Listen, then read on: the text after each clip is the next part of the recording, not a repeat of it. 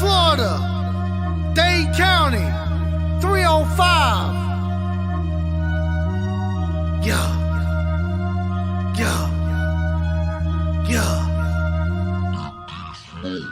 On the Gulf side of Florida, they said it wouldn't rain. But down in South Beach, yeah, we bout to make a sting. 305 Miami, we bout to have a blast. Got a guy from Batman, he's so stupid fast. On the Gulf side of Florida, they said it wouldn't rain. But down in South Beach, yeah, we bout to make a sting. 305 Miami, we bout to have a blast. Got a guy from Batman, he's so stupid fast. Jalen Waddle with the catch, to a throw it, go fed. Big Mike with the round, O-line looking style. Miles G with the run, South Beach having fun. Other team gonna lose, don't care who boos. 305 is the place to be. If you don't believe me, just wait and see. Don't care what people really gotta say. Ride till I die, fins up every day. We winning the game, we going to a party. Spitting on the beat like Playboy Cardi. Gonna take a pic with Waddle.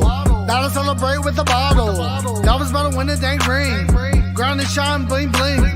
Don't give a what, look if you buck. Your team is so trash and they really just suck. His squad. Miami Dolphins, my squad. Aqua and orange on me every day. Shawty really about to be my bae. I'm always repping the 305. If you hate to leave, you can say goodbye. At the end of the day, Miami with the dub. After the game, I'll see you in the club. On the Gulf side of Florida, they said it wouldn't rain. But down in South Beach, yeah, we about to make a sting. 305 Miami, we about to have a blast. Got a guy from Batman, he's so stupid fast. On the Gulf side of Florida, they said it wouldn't rain. But down in South Beach, yeah, we about to make a sting. 305 Miami, we about to have a blast. Got a guy from Batman, he's so stupid fast. Hit squad representative. Big beats, we eat squads up for dinner. Legendary team, better watch how you approach it. If you can't swim, get tossed in the ocean. Get lost in the ocean. Bad attitude, we be causing commotion. They ain't kind of boy, one claim South Beach. When the South Florida sports so low, the mouthpiece. MIAMIDWA, that's the way I vibe. Throw fins up, that's the way we ride. All around the globe, Dolphins worldwide. When I click with JB, then you know we made heat. Lead teams in the dark like it's new EP. Fins out of this world, we the new ET. Defense doing magic, make your QB sleep. When we hit the field, then we get into the grind. Hit that touchdown song, then we get into the shine. Working every day so we can get back to the prime. If you check your clock, you can see it's 2 a time. Even if it ain't ticking, then the fans still there. Screaming out loud with our hands in the air. You either got a full cup or a can in the air. Win the Super Bowl, that's the plan this year. Yeah. Gulf side of Florida, they said it wouldn't rain. But down in South Beach, yeah, we about to make a sting. 305 Miami, we about to have a blast. Got a guy from Batman, he's so stupid fast. On the Gulf side of Florida, they said it wouldn't rain. But down in South Beach, yeah, we about to make a sting. 305 Miami, we about to have a blast. Got a guy from Batman, he's so stupid fast. MCJB.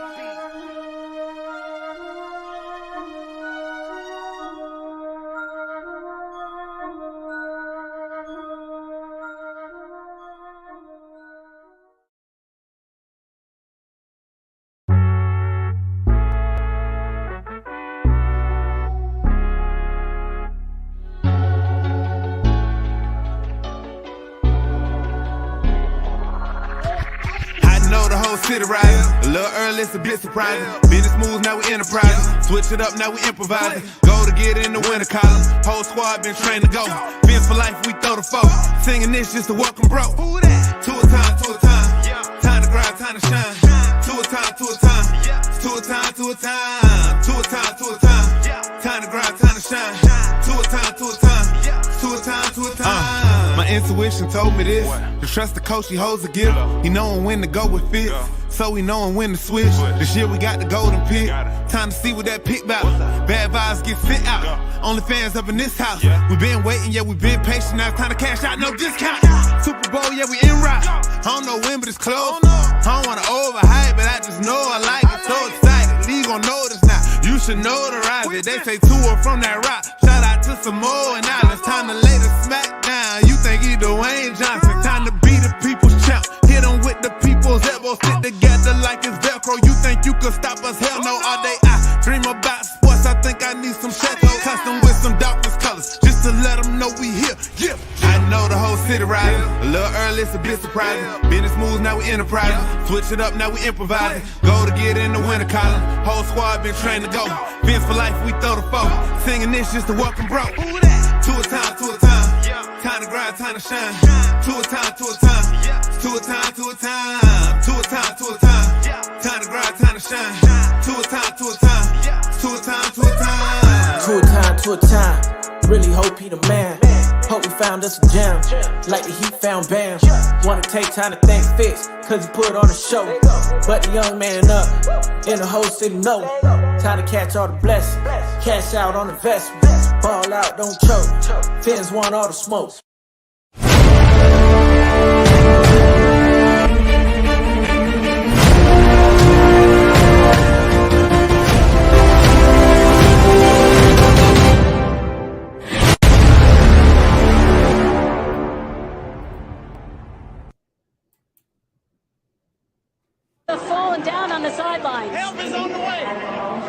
Arena fans, help is on the way. 808 touchdown. MCJB. Hey, Khalid, slap that boot. DJ Flair, make the money flare. Going crazy about the fiends, so we really about to win. Jalen Waddle too fast, he moves up with the dash. Clocking in, it's tour time, I was running through the line. 305 all day, ready now, we gonna play. Spitting on the beat, you better watch out for the fans. We going to the Super Bowl and really gonna win. 305 Miami Dolphins here to stay. Best be ready, cause we not just here to play.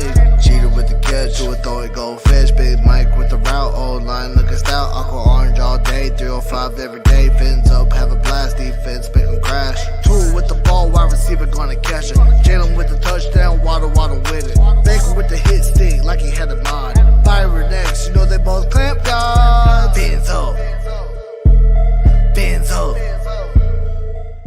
Fins up, fins up, fins up. Welcome to Phinsaholics Show to talk about it Tuesdays. Ladies and gentlemen, thank you for tuning in as we are trying to make this the #1 panel show Monday through Friday for the Miami Dolphins evening show, ladies and gentlemen.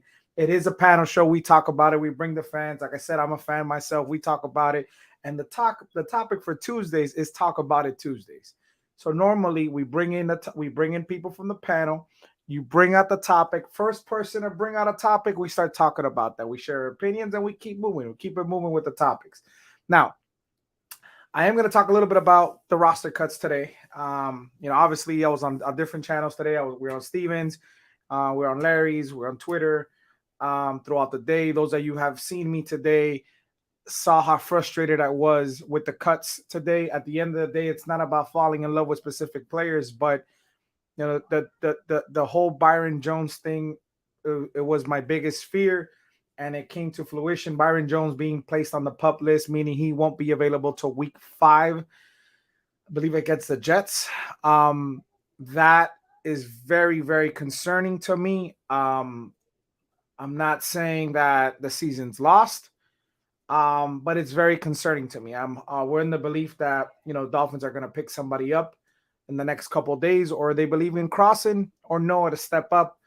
And at the end of the day, if we are going to go by belief and hope and dreams, then I am worried, ladies and gentlemen. I am not going to lie. Again, let the record state, I've been, right on as far as records 2 years in a row. I believe we're an 11-win team, and not having Byron for those 4 games drastically changes that 11 prediction that I have, 11-game win prediction. Maybe a game or 2 less, and I don't want that. Now, that being said, the Miami Dolphins were able to cut down to 53 today, ladies and gentlemen. They started off the morning. They cut Lynn Bowden. They cut tackle Larnell Coleman, wide receiver River Craycraft, offensive lineman Kellen Deach, linebacker Cameron Good, linebacker Porter Gustin, defensive tackle Benito Jones, offensive lineman Solomon Kinley, safety Verone McKinley III, wide receiver Braylon Sanders, tackle Keon Smith, defensive tackle Ben Still, and wide receiver Preston Williams. As I mentioned, Byron Jones was placed on the PUP list, and they put linebacker Brendan Scott on IR. Now, it's frustrating because I was also informed today that Eric Rowe and along with Nick Needham are nursing some injuries. We know that it's not too serious. At the end of the day, they will be ready for week 1, crossing our fingers. But nonetheless, Green Rat. So we're at 51. Maybe we cut a little bit more because we are looking at the waiver wire. That being said, I shout out to RL. He sent me the waiver wire as far as where it sits, as far as the Miami Dolphins. And we currently sit at 15 on the waiver wire. So it goes about in the order of the draft. So Jacksonville has first, Detroit, Houston, New York Jets, Giants, Carolina, Bears, Falcons, Broncos, Seahawks, Commanders, Vikings, Browns, Ravens, and then it's us at Dolphins at 15. Depending on what we do and cuts throughout the league and even free agents that were still out there, the Dolphins are going to monitor that situation. Today we were talking about Kevin King. We're talking about Joe Hayden as far as possibilities that now with Byron being hurt. And it affects, obviously those 4 games affects a lot of people don't want to care too much about New England, but I don't want to discredit any team out there. Bill Belichick is a mastermind, And if you do have a cross and you do have a Noah outside lined up on the opposite side of Xavier Howard, you know, a mastermind like you know, Bill Belichick is going to attack that. What Bill Belichick does best, he takes away your best weapon and he attacks your weakness. And that is a weakness. And what was for sure thought before a for sure win, quote unquote, and for me in the NFL, there's nothing as a for sure win, but what the fan base would consider a for sure win, now it could be a 2017 game now, you know, and that could mean a playoff position at the end, because all wins matter in this league. I'm not trying to overblown things. I'm not trying to think too much about it, but my biggest fear came to life today. That was the nightmare. And that's not, you know, knock on wood. We're not talking about injury to any of that. That could be even worse, but I'm talking about Byron Jones not being available for the first 2 weeks is something glaring. Now, a press conference that was released today was, you know, Greer was explaining as far as Byron Jones that they've been monitoring and they were hoping that he would be ready sometime in the upcoming days. But they don't want to force him to rush his healing process, and he wants to be able to make sure when he comes back, he is 100% healthy, which I 100% understand. At the end of the day, it was a procedure he did, you know, take with his Achilles and his tendons. You want to make sure that you don't rush things because you don't want to tear. At the end of the day, you want it to heal properly. Like CT's mentioned before, shout out to CT. He said this is a process that takes about 2 months to heal, but you don't want to put a timetable at the end of the day because everybody heals different. Now, that being said, it's been about 2.5 months. We're giving him an extra month. Well, actually, more than that. We're giving him about a month and a half extra. And it is frustrating. It's very frustrating. That's why, if, like I mentioned today on Steven's comment section, you know, if I'm Greer, I am on the phone. I know Joe Hayden wants to be a starter in this league. I know he's 33 years old. He wants to be a starter. But I want to make sure we have a proven veteran. And again, we know we're saying Nick Needham could be pushed to the boundary. Nick Needham could play for us. And Nick Needham, I love Nick Needham on the slot. I understand he could fill in and void in case of an emergency, break glass in case of an emergency. Nick Needham could do a fill-in for you, but I want to keep him where he's at. But it does hurt, ladies and gentlemen. I'm not going to sit here and lie to you. It does hurt. I'm going to be dropping the link. I'm going to play you guys a video of the official roster as of right now, and things can change. Again, players can be picked up. Like Big Nick mentioned, he feels like the roster is not complete yet because you know, players can be picked up off of waivers or free agency from here by the end of the week. It's only the start of the week. So we were able to cut down. We got to that roster, a number that we wanted to get. But, you know, the Dolphins could obviously pick up players here and there. So I'm going to be dropping the link. Give me a few minutes. Let me play this quick video for you guys. And its roster is, the numbers are from number 1 all the way to where we're at as far as the numbers. So that's the reason why the order is like that. But I want to give everybody a shout out. I appreciate everybody that's on here. All right, let me play this video for you guys real quick.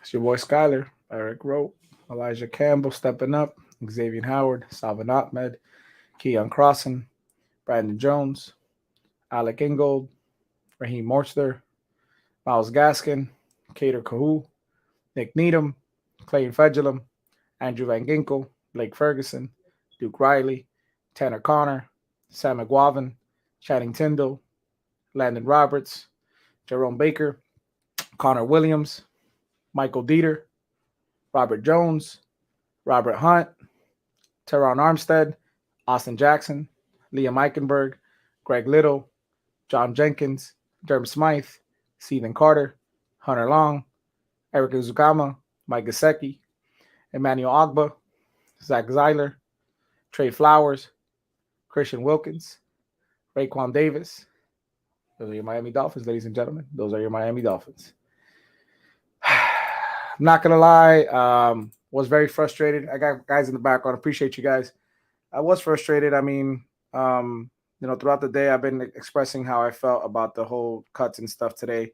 You know, Craig Kraft and Bowden really hurt. Solomon Kinley, Benito Jones, Braylon Sanders.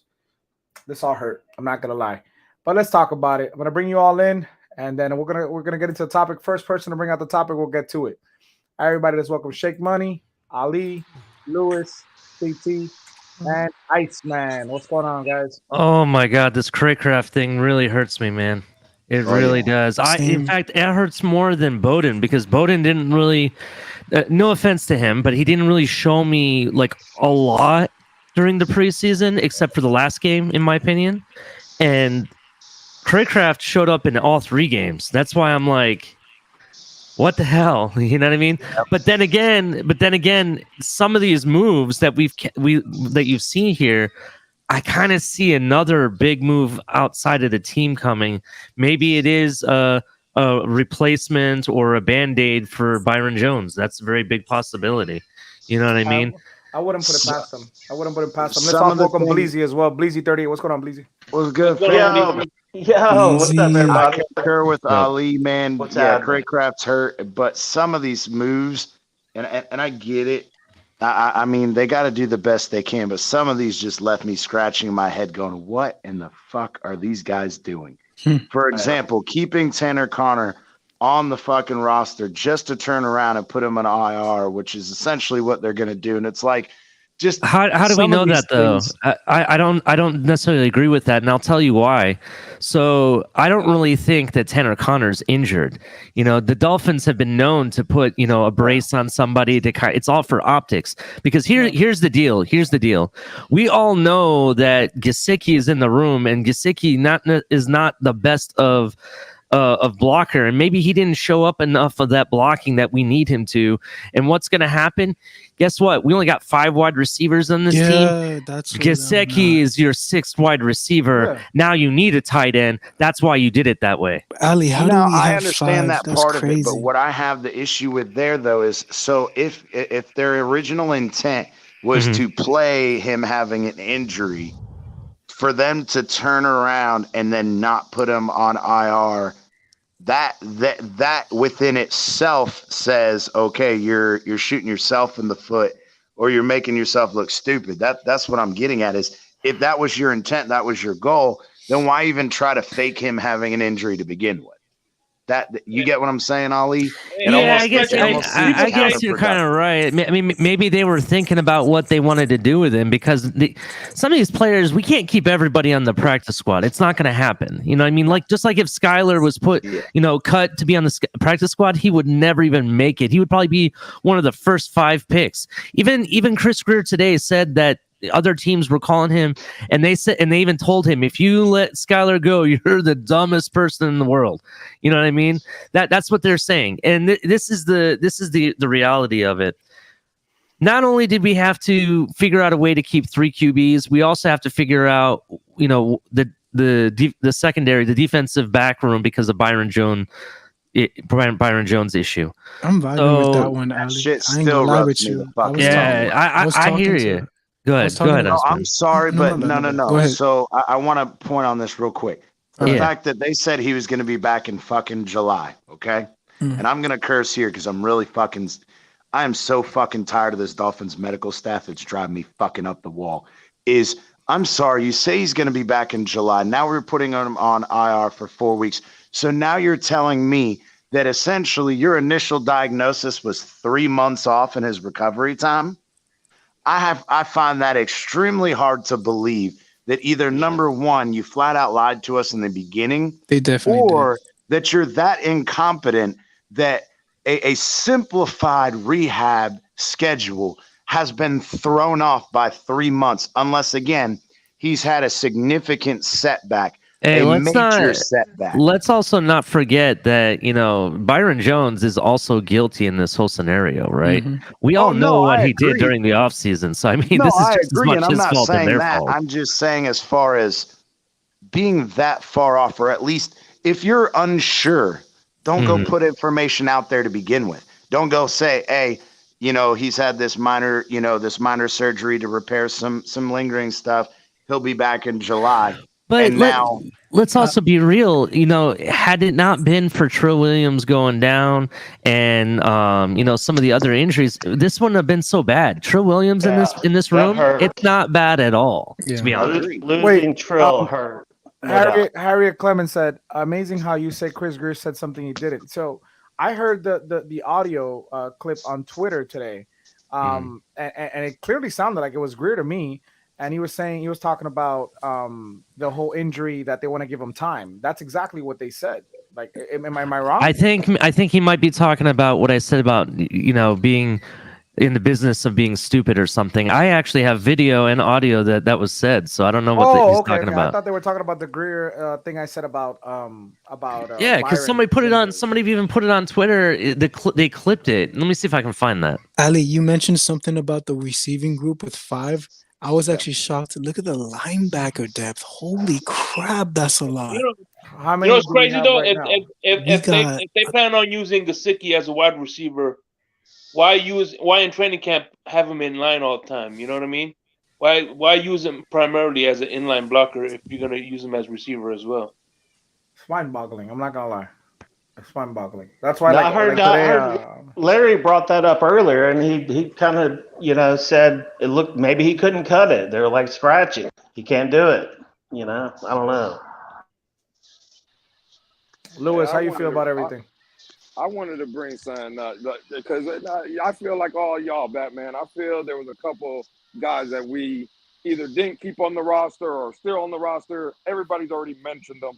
I wanted to go back. I'm glad Breezy brought up the Larry show earlier because I was trying to get on. And see, again, I kind of agree with my man Von Joe that was up here earlier, and I kind of agree with you too, Batman, in a sense. But it's more, I guess I'm going to side more with Von Joe and just the situation of, well, if we get in a shootout. My bad, I'm back. Let's say the defense, kind of falls off with Byron. We have to play a lot of zone and stuff. And again, the roster could change. That's also a given. But this narrative, again, we can't put the excuses no more. Because I think it was, Batman, you were like, oh, can Tua, do we expect him to throw 5, 6, 7 touchdowns? Absolutely not. But these are the games right here that we always said an elite quarterback has to go win you when shit is not all perfect or good. Bro, at the end of the day, we're talking about a defensive player, and he's the star. He is a star. He is one of the guys that makes his defense go. Yeah. But if we're gonna label Tua Tagovailoa the guy, then if it is a shootout in Baltimore and Tua does have to throw 4, even 5 touchdowns to win, there can't be no more excuses because the offensive line, from what we've seen in the preseason, they've held up in pass blocking. We got them all the weapons now. We got him a coach that believes. Hold on, Iceman. We got a coach that believes in him. You know what I'm saying? So again, he does have to win those games. It is on him. That narrative again that, what do we expect from Tua? We expect him to be an elite quarterback that can win a game when the defense is having a bad day. He's going to have to, because we need when the running game is not getting you 150 yards a game. Those are the games that we've been talking about. And now the excuses are over because the offensive line, running game, coach, weapons, all that is out the window. So now, again, what's going to be the next excuse? Yeah, he has to. The next excuse is going to be I didn't succeed because Lewis said I was not good I didn't enough. Say, you see right here. I'm just playing with you, bro. I'm just playing with you, man. I'm not coming at no one's joking neck. with you, bro. What did I? It's on the whole offense. I know. What I'm saying. Hold on, Alex. This is what I'm saying. I came in here and I said, I agree with Batman. I'm not saying that he has to be Superman and throw for 9 touchdowns. No, but if the game calls for it, right? If it's a shootout against Buffalo and it's like the Kansas City and Buffalo game in the playoffs where it's back and forth, we do need Tua to show up. It's not about I agree. I agree with you. Oh, yeah, no doubt. No doubt. 100%. I agree with you, and I was just messing with you, bro. I was just joking with you, bro. I know where you stand on that. The reality is, if the team is collectively is not doing it, we need Tua to carry this team on his back for at least 3 games. For at least 3 games. The question I have, Ali, is this: what if Tua is doing what he's supposed to do, and the team is still losing? Well, then it's not necessarily. Then it's nothing. That's a Deshaun Watson situation with Houston, dude. Deshaun Watson was blowing it up. The defense was letting the game go. That's on the defense. That's not Tua. We're talking about on the offense is what we're talking about. Iceman wanted to say something. Go ahead, Iceman. Go ahead, Iceman. I'm sorry. No, it's all good. I It was actually nothing football related. I just came in to say, oh, my bad. I pressed the leave button by accident. But go on with your bad selves. I want to say thank you, D Saturday, for subscribing. I think we're about 18 subscribers away from the giveaway. I didn't even shout out my sponsors today. Hold on. I hope so. I would hope. What's up, so. Batman? Can I answer Alex's question? Real quick. Well, I got you. You'll be first. Let me give a shout out to the sponsors real quick. I forgot to do that. I'm just stressed out, so I apologize. Shout out to Tailgating 305, best chains in the game. Go follow Christian, man, on Instagram. What are you so stressed out about that, man? Hey, Alex, please. Let me get through sorry, this. I'm sorry. I'm just stressed out, so I apologize. I didn't even get to go through this. Tailgating 305, best chains in the game, man. Go follow Tailgating 305. And by the way, Tailgating 305 is the one that's going to get you that yearbook you want, Alex. So Tailgating I want the one from the Dolphins. That's it. Tailgating 305. That's it right there. So, ladies and gentlemen, but I'm in Texas. Follow. I already talked to him and see we're going to work something to ship it to you. I already talked to him about it. So we'll figure something out. So shout out to Tailgating 305, man. Best in the game, man. They got the yearbook coming out. It's amazing. Also, make sure, Liddy, it's coming out. 6% alcohol. You got pina colada, lemonade, blueberry, dropping in about 3 weeks, ladies and gentlemen. It's going to be the hard seltzer of Miami. Liddy, really good seltzer. And ladies and gentlemen, again, this Friday, we got one more glass available. It's $1 to enter. It's the Jason Taylor Hop of Fame Class of 2017 glassware. No, that's not Pitbull MCJB. That is Jason Taylor on the glass. And we got $1 to enter, ladies and gentlemen. Looks like Mr. Clean to me. No, I'm just kidding. Just kidding. Phinsaholics, PayPal, Batman 2423. It's $1 to enter. The more you enter, the more chances you have. Like I said, CB83 won the last one. I got one more. I'm going to be giving it away this Friday. And again, we're 18 subscribers away from the Javon Holland 8x10 certified JSA picture. Now, again, this is a 200 subscriber giveaway. We're about 282. So we're 18 away, ladies and gentlemen. $5 to enter gets you 1 entry. 20 gets you 10 entries. And I'm going to work with you. You donate to the Javon Holland, I'm going to give you entries for the glassware. So it's a win-win. So I apologize I didn't get that out of the way. Because I love my sponsors. I love everybody. But I was just stressed out. Like, it's been a stressful day thinking about all these cuts and stuff and Byron Jones. So I apologize. But Vondro, you said you wanted to answer Alex's question, and sorry to cut you off, Alex. It's so easy to answer the question because it's so there in front of us. We saw it for the past 2 years, right? If Tua does what he needs to do and the offense does what he needs to do, and we still lose games, you know who we have in our hands? Let's say his name. Lamar? No, Justin Herbert. Oh, Justin Herbert has shown. No, we have Justin Herbert. The offense in San Diego did their job. They put up points. Justin Herbert broke records, and you know what happened? The defense leaked it out. Yeah, that is absolutely true. That's what you have in your hands, and you know what you do? You build around a person like that. You keep a person like that, and you ride out with someone like that. Plain and simple. Question answered. Hey, Batman, I just want to say I'm sorry, bro. I didn't mean to. No, I said I apologize. I cut you off. So I apologize. No, I was just gonna say, man. I was just I was asking how come we had this. What's so stressful today, bro? Why are you so stressed out? Because of Byron Jones? The guy just told you. Are you listening? I was on the phone with a customer. You did not see what I was doing. That's your fault. You're being inconsiderate. You're on a panel right now. Make up your mind. Talk to them. So T-Mobile or us? Make up your mind. We were under the understanding. If you look at the private chat, CT dropped the link as far as when Byron Jones was expected to return in July. Again, everybody heals different. It was a procedure involving his Achilles. It wasn't a tear, so don't freak out. It's not a year process, but it is a procedure that involved the tendons, and he got surgery on it. Oh, it's minor. Yeah, it's minor. But if you doesn't heal properly, and he goes on the field, it can lead into a tear. There's worse news than that, Batman, just so you know. Breaking news? Well, I don't know if it's breaking, but TD said it on his channel. X has a minor injury according to the NFL injury report. What? Oh, yeah. We're looking like last year, Batman. We're looking like last year. Hey, guys. Time out. Listen. It's only Tuesday. Alex, you have no concern. It's only Tuesday. Yeah. They still have another They said week. it's minor, so I mean, I'm okay if it's minor, but who knows? But who knows what it is? You know what I mean? Another 2 weeks before they play the Patriots. Okay, Again, let's Ali, sit back, Minor, relax, calm down. You know what Minor looks like to this team? Smelly Patriots. Calm down. Major is career down ending. and- Minor is like he's out for the season.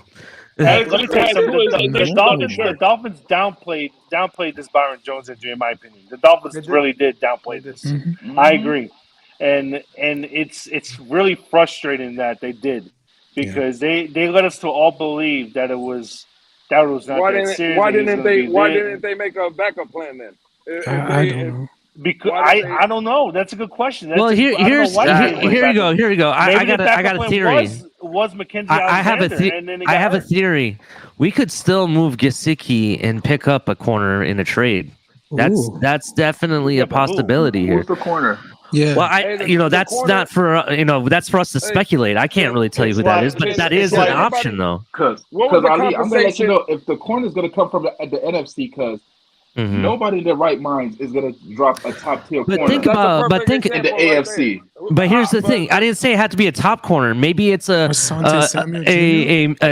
second tier corner that is still young enough that he can hold it down at least for 4 games. Wait a minute, Ali. Does anyone know what the compensation was for the corner that left New Orleans to Philadelphia? What was the compensation for that? It was only 6th and 7th round pick. Is that Harris you're talking about? Are you talking about Harris? No, Gardner. Gardner. Or something. It was only they only gave up a 6th and a 7th round pick. That happened today. Why didn't Greer make a move like that? Maybe he's still going to, bro. The trade deadline's not till what, week 6 or 7? Yeah, something like that. Hey, Lewis, it's not like Philadelphia was in our backyard or nothing like that. Listen, no. But the problem is with that theory, Ali, and I agree, the trade deadline is not till week 6 or 7. You got to fix this problem now. Going into the season, because before you look up, you're 1-4, 1-5. The season's over. I agree. Look, for me, let's at least get the guy to the end of the week, bro. Let's give the guy to at least the end of the week. At the end of August, we're scrambling for players. What's up, Pete? What's going on, Pete? What's up, Pete? Hey, let me just say this real quick. How come we didn't draft a cornerback last year? Either that we drafted 2 linebackers. That's what's kind of I keep coming back to with this whole thing now. Well, the thing about it is that our linebacker unit was probably our weakest unit, so we wanted to strengthgen that. And it's still the weakest unit. There's no doubt. There's no doubt that but X and Byron are getting long in the tooth. You know, it's time to build some depth. I definitely think that we are taking corner 2nd round next season. I really do. Well, now we are. That's next back year. To square one now. Yeah, we're back to square one. Now we're at the end of August. You know, you guys act like this is the end of the world. Like, come on. I'm driving. Well, Alex. I'm gonna let Pete go. I'm gonna let Pete go. But Alex, it's what Vondro. I think it was Vondro. No, it was Lewis that said it. You know, you wait too long. I can't hear Alex. What is Alex saying? I can't hear him. I still think that this team is going to be 3-1 come the start of the season. I still think this team's going to be 3-1. If worst 2-2, from your that's voice it. to God's ears, man. From your voice to God's ears. Because let's go game by game. Week 1, the Patriots. Patriots don't have nobody that scares me. Absolutely nobody that scares me. Okay. They got Bill Belichick. They got Bill Belichick. Right. Wow, Bill Belichick. Wow. But Alex, what does Bill Belichick do best? What does he do? Coaching. But let me ask you a question. What has Bill Belichick He done beat since Shannon. He beat Shannon and Star. Batman said it earlier though. He takes your best player out. I got. Wait. Alex. I want to respond to this. What does the Patriots have? Well, Patriots may have our trash in a receiver with Devontae Parker, but Devontae Parker has been playing with some of these corners that we have for a while now and knows what they have in them and knows their ins and outs. That's kind of scary when you put it in Belichick's hands, to be honest. Right. You know, not even that. TD was saying what? They're ranked number 3 in defense. Exactly. I don't know. That's another good defense. Yeah, that's true. Their defense is terrible. Like, come on. Yeah, no. You only look at who do they have? Who do they have outside of Judon? Hey, in other news though, in other news, did that's the problem. Didn't Buffalo put their star corner on the pup list too? Yes, they did. Tre'Davious White. Oh, so they're in the same boat as us, kind of. Yeah, but they got my boy Jaquan Johnson. There's a difference. They have Josh Allen. I know. They got Josh Allen, and they're exactly. not a first time. Like they're not a. They got a coaching staff pretty much intact. Like, Let me see. Hold on. Getting back to what I was saying. Malcolm Butler's done for the year. Malcolm Butler's done for the year. They don't have Malcolm Butler. They have Jonathan Jones. Okay, which is whatever. Okay, Kyle Duggar's good. Jonathan Jones is an okay corner. He's not the greatest. But Matthew Judon, looking at players. That's it. Let me ask you a question, Alex. But who this is the problem, Alex. Hold on. Let me answer you. You're just looking at players. Let me ask you a question, Alex. But why aren't you saying the same thing about the Dolphins, though? I'm gonna. Why are you not saying the same thing? Alex, if you let me finish, I'm gonna use your Dolphins. Pete, get back on, Pete. Right. See, the problem is, Alex, you're talking about players, right? Why are we so excited about the Dolphins this year, Alex, and the coaching staff? Because the scheme, right? Because of what they're bringing, right? Don't worry about the players in New England. Worry about the scheme that Belichick has in New England. Worry about that. The proof is in the pudding. Every year he had the top line defense, Alex, without players. Because Mike Vrabel wasn't a Hall of Famer. Teddy Bruschi's not a Hall of Famer. Don't look at the personnel. Yeah, you can't look at the personnel. We're talking about 10 years ago, man. Coaching, Larry right? is a Hall of Famer. Coaching. We're talking about 15 years ago. We're talking about now. But what? We're talking about week 1, 2022. Let me stop. Batman, let me look. I'm just gonna stop. I understand that. Yes. The kid means well. The kid means well. I know you mean well, Alex. I know you do. Those guys, I get it, Louis. You're right. You know, Belichick did turn them into stars. I get that 100%. But we're talking about now, 2022. The game has changed from Alex, then till now. Okay, go. The guys. Alex, let's go with the hypothetical. Let's take away the New England. Take the New England game away. Take away the New England game. Take the New England game away. All right, Baltimore, Alex. Let's move that. Baltimore, the receivers don't scare me. All you have to do is shut down Lamar's legs, and you have a high percentage chance of winning. That's true. That's not easy. Talking about right here. Even in Madden, it's tough to do that. I ain't gonna lie. They did it last year. They did it last year in Miami. Why can't they do it again? Were they all hurt, Alex? Were the Ravens hurt? Yes or no? They don't have the receivers now that they did last year. Were they their hurt, receivers, Alex? their receivers last year were better than this year. Were they hurt, Alex? Yes or no? That's a simple yes or no question. Were they hurt? Yes or no? Their defense is healthy right now. Their defense is healthy. Okay, so they had no offense. Where's their offense? Their healthy, secondary, Alex, yes or no? Their secondary was banged up. One of their tight ends Their secondary was banged up last year, but Marlon Humphrey was playing in that game. I hope you know that. He did play. Marlon Humphrey was playing in that game. But their tight end was out, Alex. I don't think they had Marquise Brown, Rashad Bateman, and Sammy Watkins. All the running backs were injured, by the way. All the running backs were injured. Mark Andrews was playing. Yes, the running backs were injured. That's fine. But you also tend to forget that it's a running game. Lamar Jackson was injured, and Lamar Jackson was injured. So you're saying that the defense only won because Lamar Jackson was injured? Is that what you're saying? They only won because Jackson was injured. I'm not trying. You're moving the goalposts, Louis. I'm not trying to put Alex on the spot, but Alex, what you're trying to tell me, Alex, what you're trying to tell me, Alex, is that that's a win for the Dolphins. Is that what you're saying? That's a win for the Dolphins, no matter what. I'm not saying that that's a winnable game. That's a very winnable game. Okay. Now, what about the Bills? What about the Bills? The Bills, I'm up in the air about. I think because Buffalo is a dynamic team. Okay. I think they can hang with Buffalo. I think they can hang with them, but I think we're going to end up losing that game. No, we're going to spank that ass. What about that short week going to play Joe Burrow on a Thursday right after that? That game scares me the most. That game right there scares me the most. So you're saying the best thing we can do, best outcome is 2-2. The best outcome is 2-2, but 3-1 is what I'm hoping. That's generous. Okay. Can I go back? Can I go back to someone? Someone has to be because the Bengals have the top. The Bengals have one of the top receiving corps in the NFL.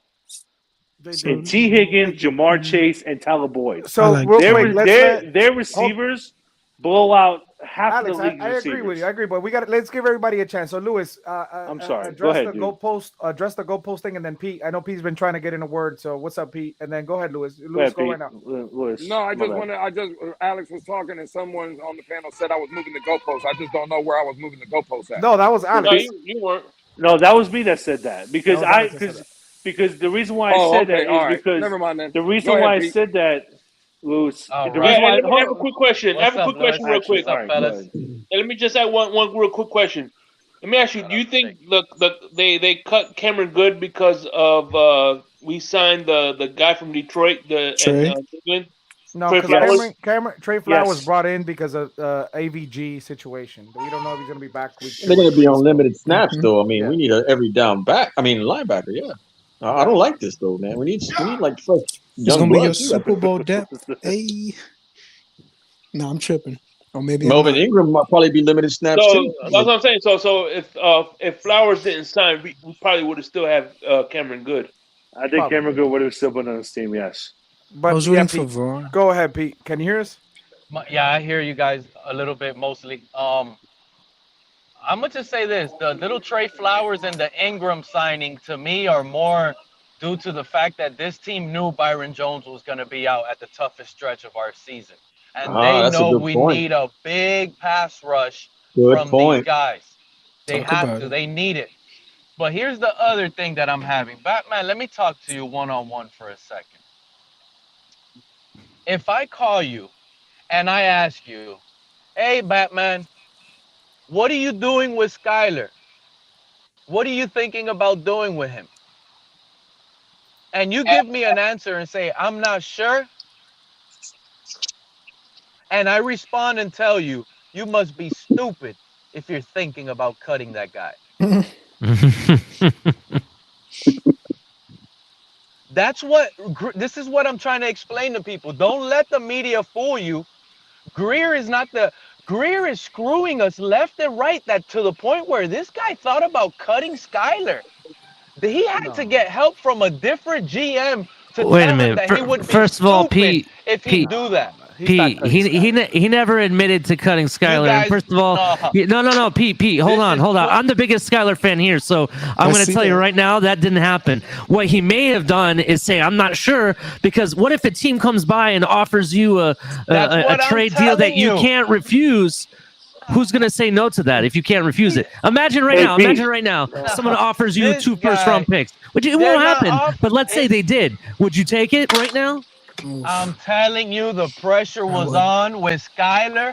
He was thinking about getting rid of Skyler, and he was called stupid. That's some BS right there. That is BS. He never thought about it. Because that would have never They never were planning on getting rid of Skyler. Like, the pass rush. The pass rush. Let me ask you guys this, because I'm more worried. I'm not worried about that.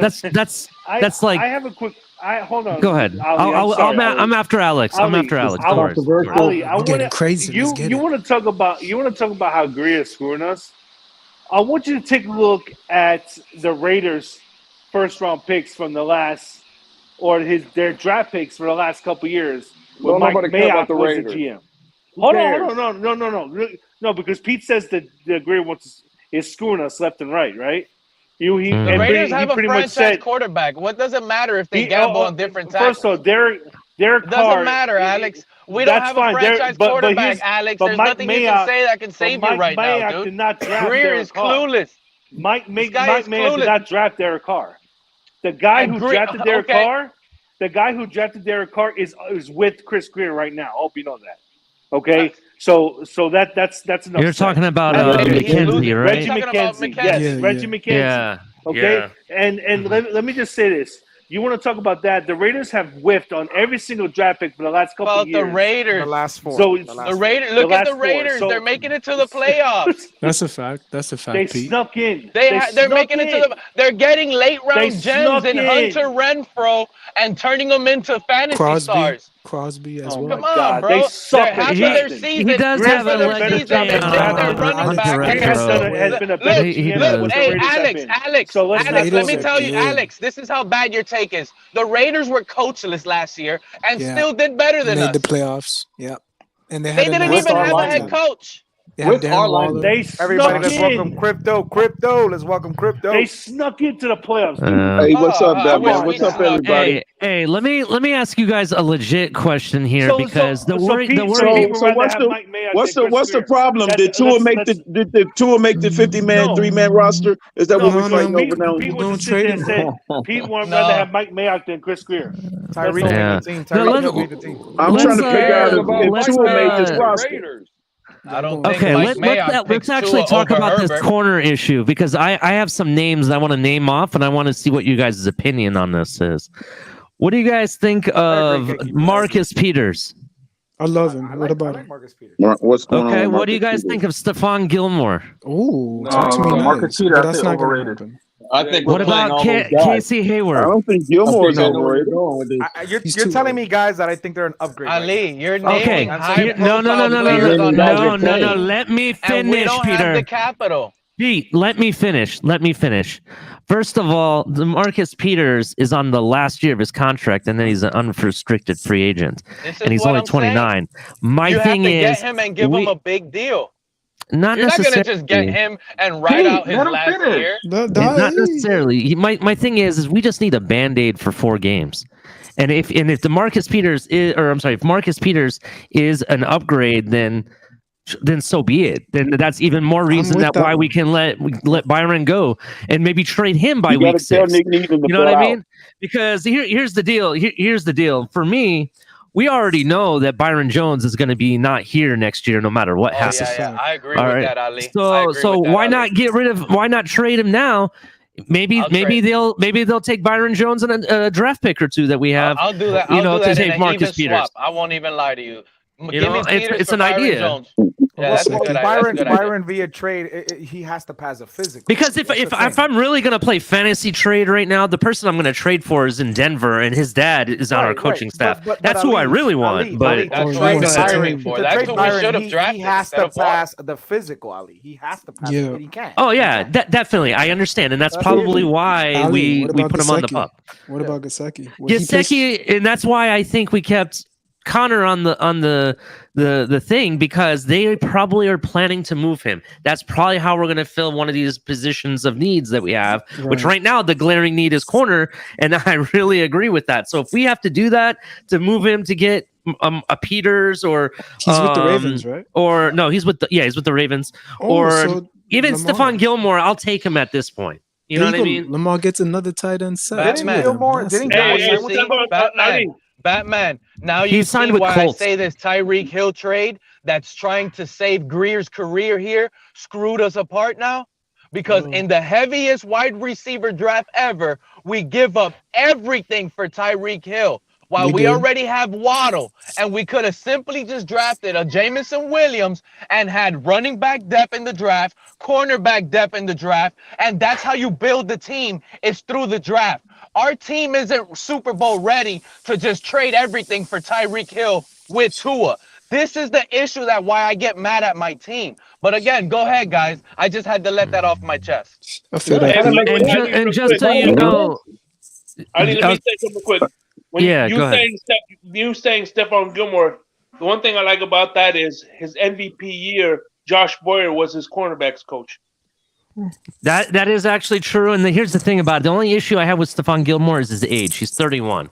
That's the only issue I have with him. His contract, he does have 2 years left on his contract, and it's really, really cheap, to be honest, for us. So that's why I would consider it. The only pushback. Good. Shake, I'll give you pushback on that. We all know Belichick coaches the cornerbacks personally with the Patriots. Yeah, so I'm not gonna give that to Boyer. But he also helped on with a lot of the players' development, like J.C. Jackson.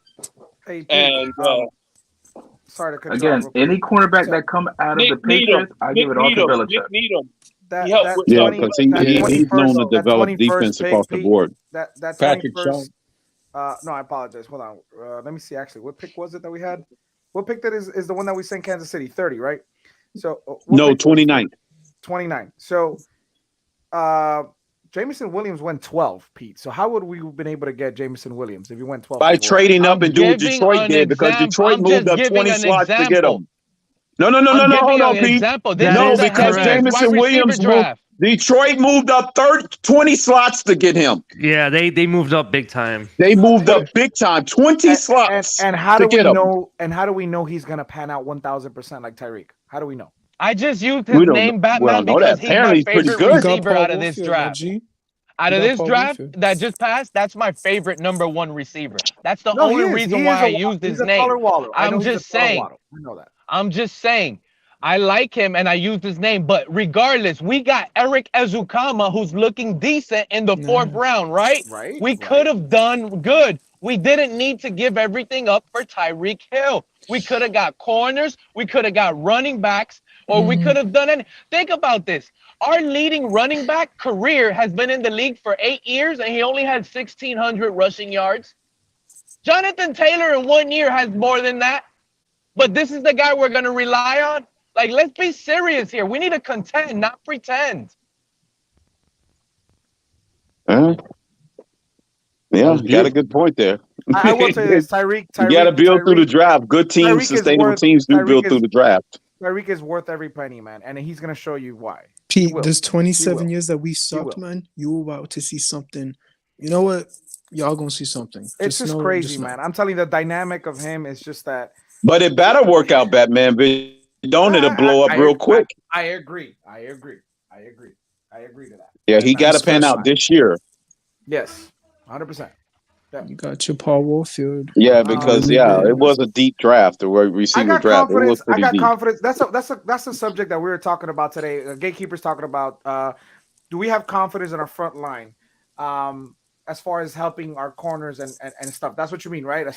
Our defensive line is pretty good. I think it's really good, actually. I mean, they're doing that on purpose. They're evolving the defensive tackle and defensive ends. I mean, our pass rush is supposed to be the best this year. Like, we did all these. They don't get organic pressure. We have to even Rosenhaus said we have the deepest defensive line compared to any other team. Exactly. That's the problem. We do have a good front four. The problem is they don't get organic pressure. Right. Agba's not one of these guys that's going to come off the edge and get you 12, 13 sacks like Jason Taylor. Hopefully, Jalen Phillips is that, but we need more than that. We can't just send the blitz all the time with Byron Jones being out. That's the problem. We're a press man-to-man team, and now with Byron, that's an integral part of the defense. Or we could say that, we hope Jalen Phillips gets 15 and a half sacks. But from what we've seen, they don't get pressure like that. We have to send the blitz. So again, we're in a bad situation, fellas. We got to take our Homer hat off for a minute and stop seeing aqua and orange and start realizing that, man, we're in trouble. And you guys remember? I think we nailed it months ago. Regardless of the injury situation, this season is going to be upon passing the ball. Forget trying to run. It's going to be heavy pass. It's going to come down to that. Shootouts. I know what I'm telling you guys. Yeah, it's going to be shootouts at the beginning of the year. Listen to this. Yeah, you're going to have to be able to throw the ball in the first half of the season. Think about how bad the defensive genius and Brian Flores himself struggled to contain this defense into a good defense without Byron Jones. Now, you ask me, how is Mike McDaniel and Brian and Boyer going to do that?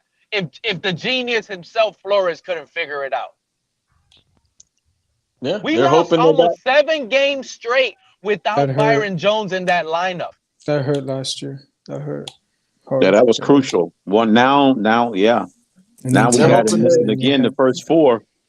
They're hoping that they're hoping to have a pretty much an opposite effect of what we had last year with the secondary being the prime focus, because they want to hope they have a straight hand tuck in Jason Pierre-Paul type of scenario where they think they're going to have the pass rush. They better hope and pray they have the pass rush, because this is not looking good right now in the secondary. If we do make the playoffs, I hope we do see Tannehill. I want that revenge so bad. Y'all don't understand. Yeah, fuck that. I want the Bills, dude. I want whoever the maddest motherfucker is. You can take them out. Iceman, the funny thing is, Tannehill's wishing he sees Tua in the playoffs too. You're right. Yo, Pete, I'm not gonna lie, yo. I know Pete has some crazy takes, but today, yo, I'm not gonna lie, Pete, it kind of hit me a little hard, and I was like, right, bro. I took a step back, and he might be right, bro. Because look what's going on right now. with the corner situation, that right there to me is saying what's up. And with Ali saying Marcus Peters, go do it in a heartbeat. Because I know some fans don't like Gesicki. No disrespect to him, but you got to do what's best for the team. I think that Hunter Long could take that next step up, maybe. And everybody that just hopped on the Pete train, I feel sorry for you guys because it's a matter of time before he makes a veer left, gets off track, and wrecks this shit. So, God bless your soul. It might happen tomorrow, Von. You know it. Man, that was crucial, Von Joe. Man. Yeah, I think what do you guys think about that? Though? He ain't gonna trick me, bro. I know. What do you guys think about? I try to tell y'all, it's a week-to-week business. Just goes left. Nope. Week 1 through week 5. It's a week-to-week business, man. Yes. Imagine we go on a 5-0 run. You think I'm gonna be negative Nancy here? I'm gonna pretend. Up here and say they what do you guys think about that moving Byron Jones, trading him after he comes off the PUP list if he passes physical? No, I'm keeping this man no matter what. No, they can't. They got to go. He's gonna show us why we need him. He's gonna show us. We're better off holding on to Gesicki till week 8 when we're kind of trying to contend for like a positional spot in the playoffs and try to wheel and deal, because that's when the best teams do is make moves like that, like Zach Ertz. Remember last season, freaking ended up getting dealt type moves like that. You know what I'm saying? Like Ali. So obviously I understand. Like, this could be. He's going to be 30 by the season start, right? Byron Jones. Let me look that up. I don't know how old he's. I think he's 29, 30, something like that. But but I don't think he's going to get dealt at all, man. Like we all know. No. I'm just saying. Like I know the Miami Dolphins. As far as the fan base, we have the perspective that he's 29. He's 29. Oh, he's chilling. Right, so we're under the perspective that next season, we're gonna want to move off because the cap hit is like $4 million, so it's easier. Oh yeah, of course. And you need second corner in the second round. We can do different things. We could look at free agency. We could do different things. Now, like my thing is we are gonna rely on Nick Needham being healthy, one, and him being able to step into that boundary corner, because that's what a lot of people are saying that's gonna happen, and fill those shoes and slide one of these guys. What's his name? Number 22, the safety. Yo. Wait. Hold up before you answer that. You said that next year Byron Jones cap hit's only going to be $4 million. I think it's if we cut him, that's all we take in. It's 4. If we cut him, let me see, because I'm on Spotrac right now, right? So it says the cap hit is $18 million next year. Right, but what's the cut? The dead cap? Yeah, his contract was like 80 something, no? I'm checking. Give me a second here. We save $4 million if it's pre-601. Right. The dead cap would be $14 million. If it's after 6-1, then that's where the dead cap is $4.7 million. After June. In 2023. In 2024, it's $10 million though. Mm-hmm. And then it's $14 million would be the cap savings at that point after June. But next season, it's really where they're going to really look at it. Like you said, post-June cut. And that would only right now his cap hit is only $5.8 million right now. So that's why I'm like, trade his ass now, and you save all that heartache for next year. You don't have to worry about it. This is my thing. Like, look, I believe in this team. If they're all healthy, I think this team could make a strong run. I'm not going to. Yeah, if they're 100% healthy, but we're not in that situation. I'm not going to sit here and BS the fan base and say we're a Super Bowl winning team, but we have the potential to be. We do.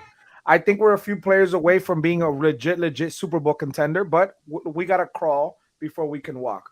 And what we're looking at is winning the division, winning a playoff game, making some noise in the second round. I would be satisfied with something like that.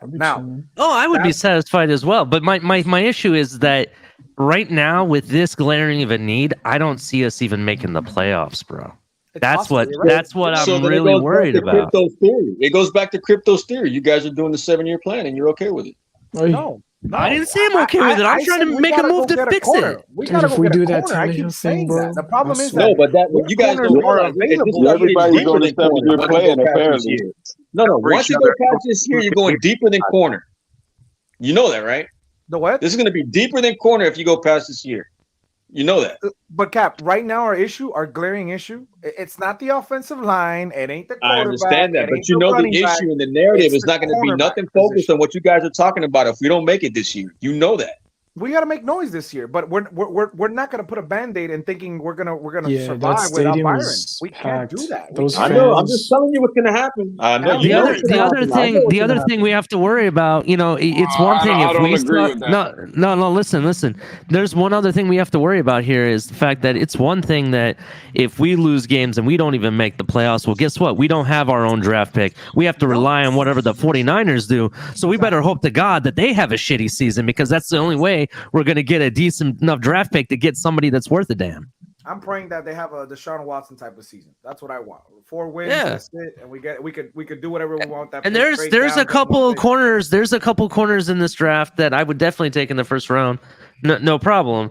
That's coming up. But my issue is that I would, as a fan, I want to fix it now, so then we can at least have a decent season. Do you understand what I'm saying? I got you, Pete. We're full right now, but just be patient when somebody drops out. See, but I don't agree with that. I could narrative, take the back if you want. Agree. No, I'll switch. I agree because I came out and I said that it's worrisome. You know what I'm saying? Like, I am worried and there should be a concern. But again, I go back to when I first came up here. No one's going to want to hear it, but Cap for Life just said it. We all know what the narrative is going to be. Why should the season be over just because of Byron Jones? You know what I'm saying? No, bro. Like, we got too many weapons. We got the coach, and we're supposed to have our franchise guy. I understand. But when it comes to it, magnifying glass on us right now. That magnifying glass is more than ever. I understand. I understand what you're saying, Lewis. But this is the one factor that it's gonna say it's over is because of the fact that this is a passing league. Even crypto will tell you this. Yes. This league is 100% passing, even more than rushing. And what is the one thing you need to be able to do? Stop the pass, or at least be formidable. So you only, agree. Batman. From my concern is. That's my concern. That's my concern. No, that's my concern too, Ali. Like, I agree. But to Von Joe's point, we can also outscore them. We can also have a prolific. Okay, then that's a different conversation. Do we really think Tua can do that? I just want to say that's the question. Thank you. That's the question. There you go, Ali. There you. Now you're getting to the heart of it.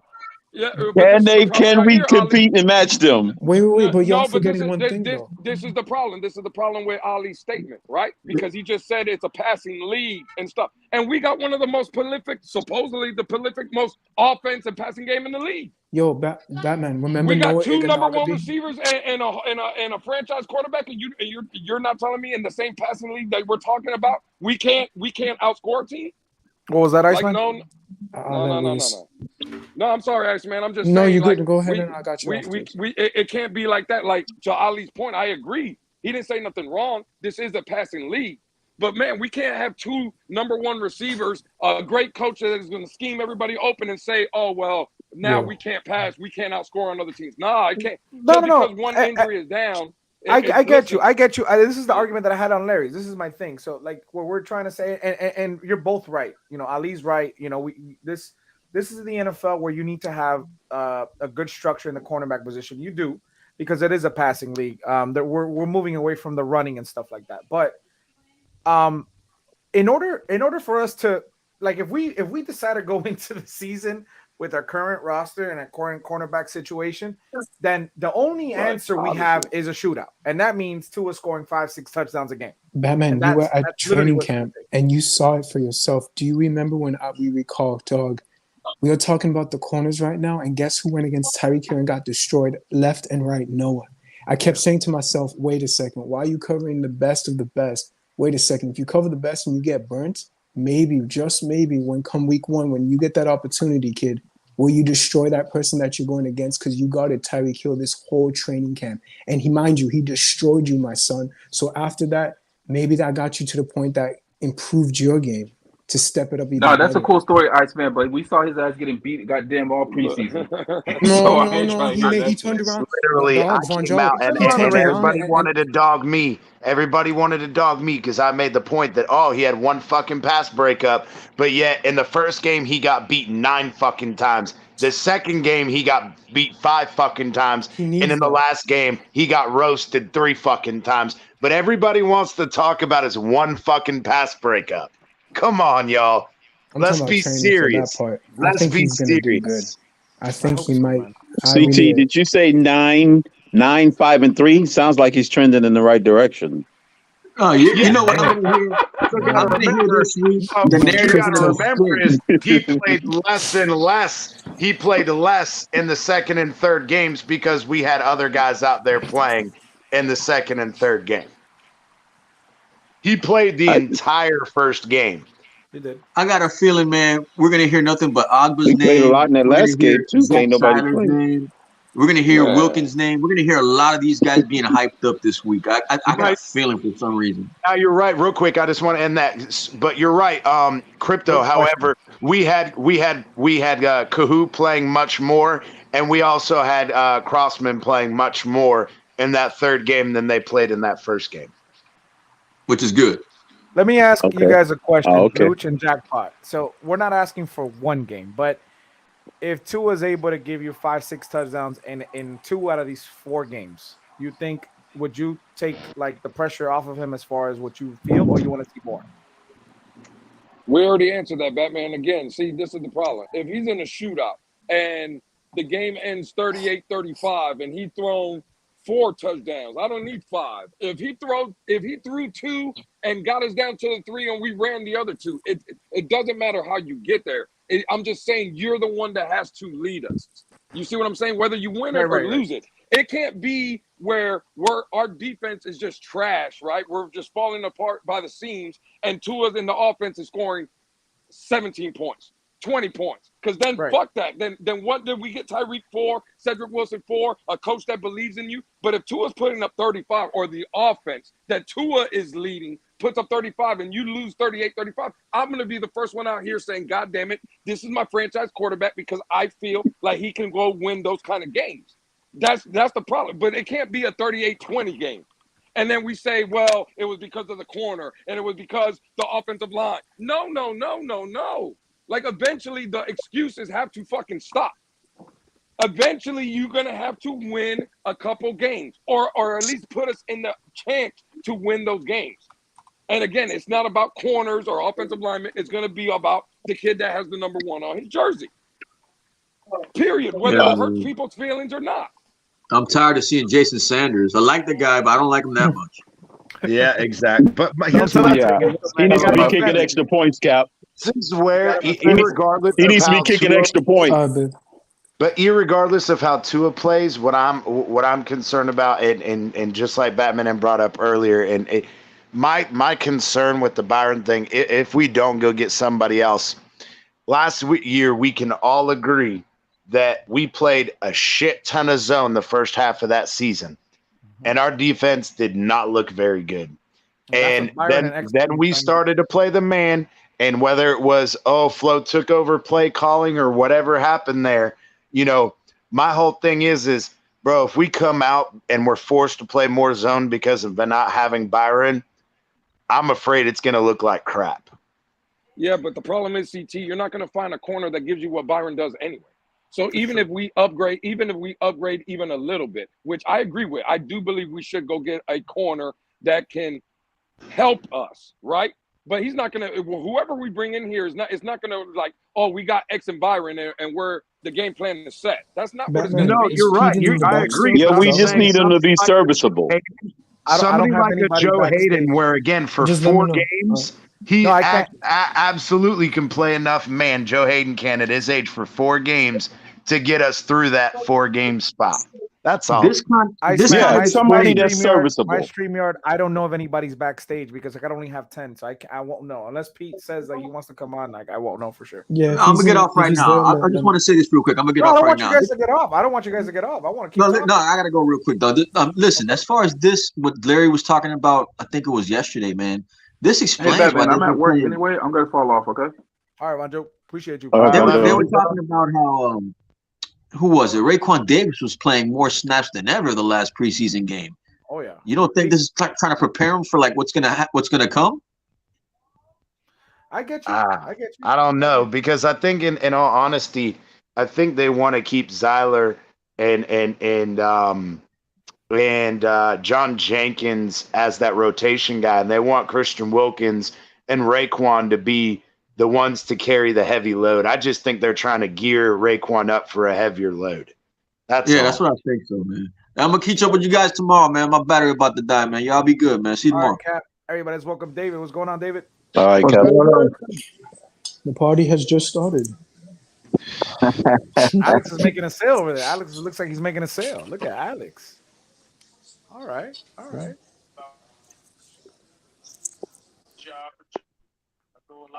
So, David, how do you feel about everything today, man? Talk to me, David. Give me some positivity, please.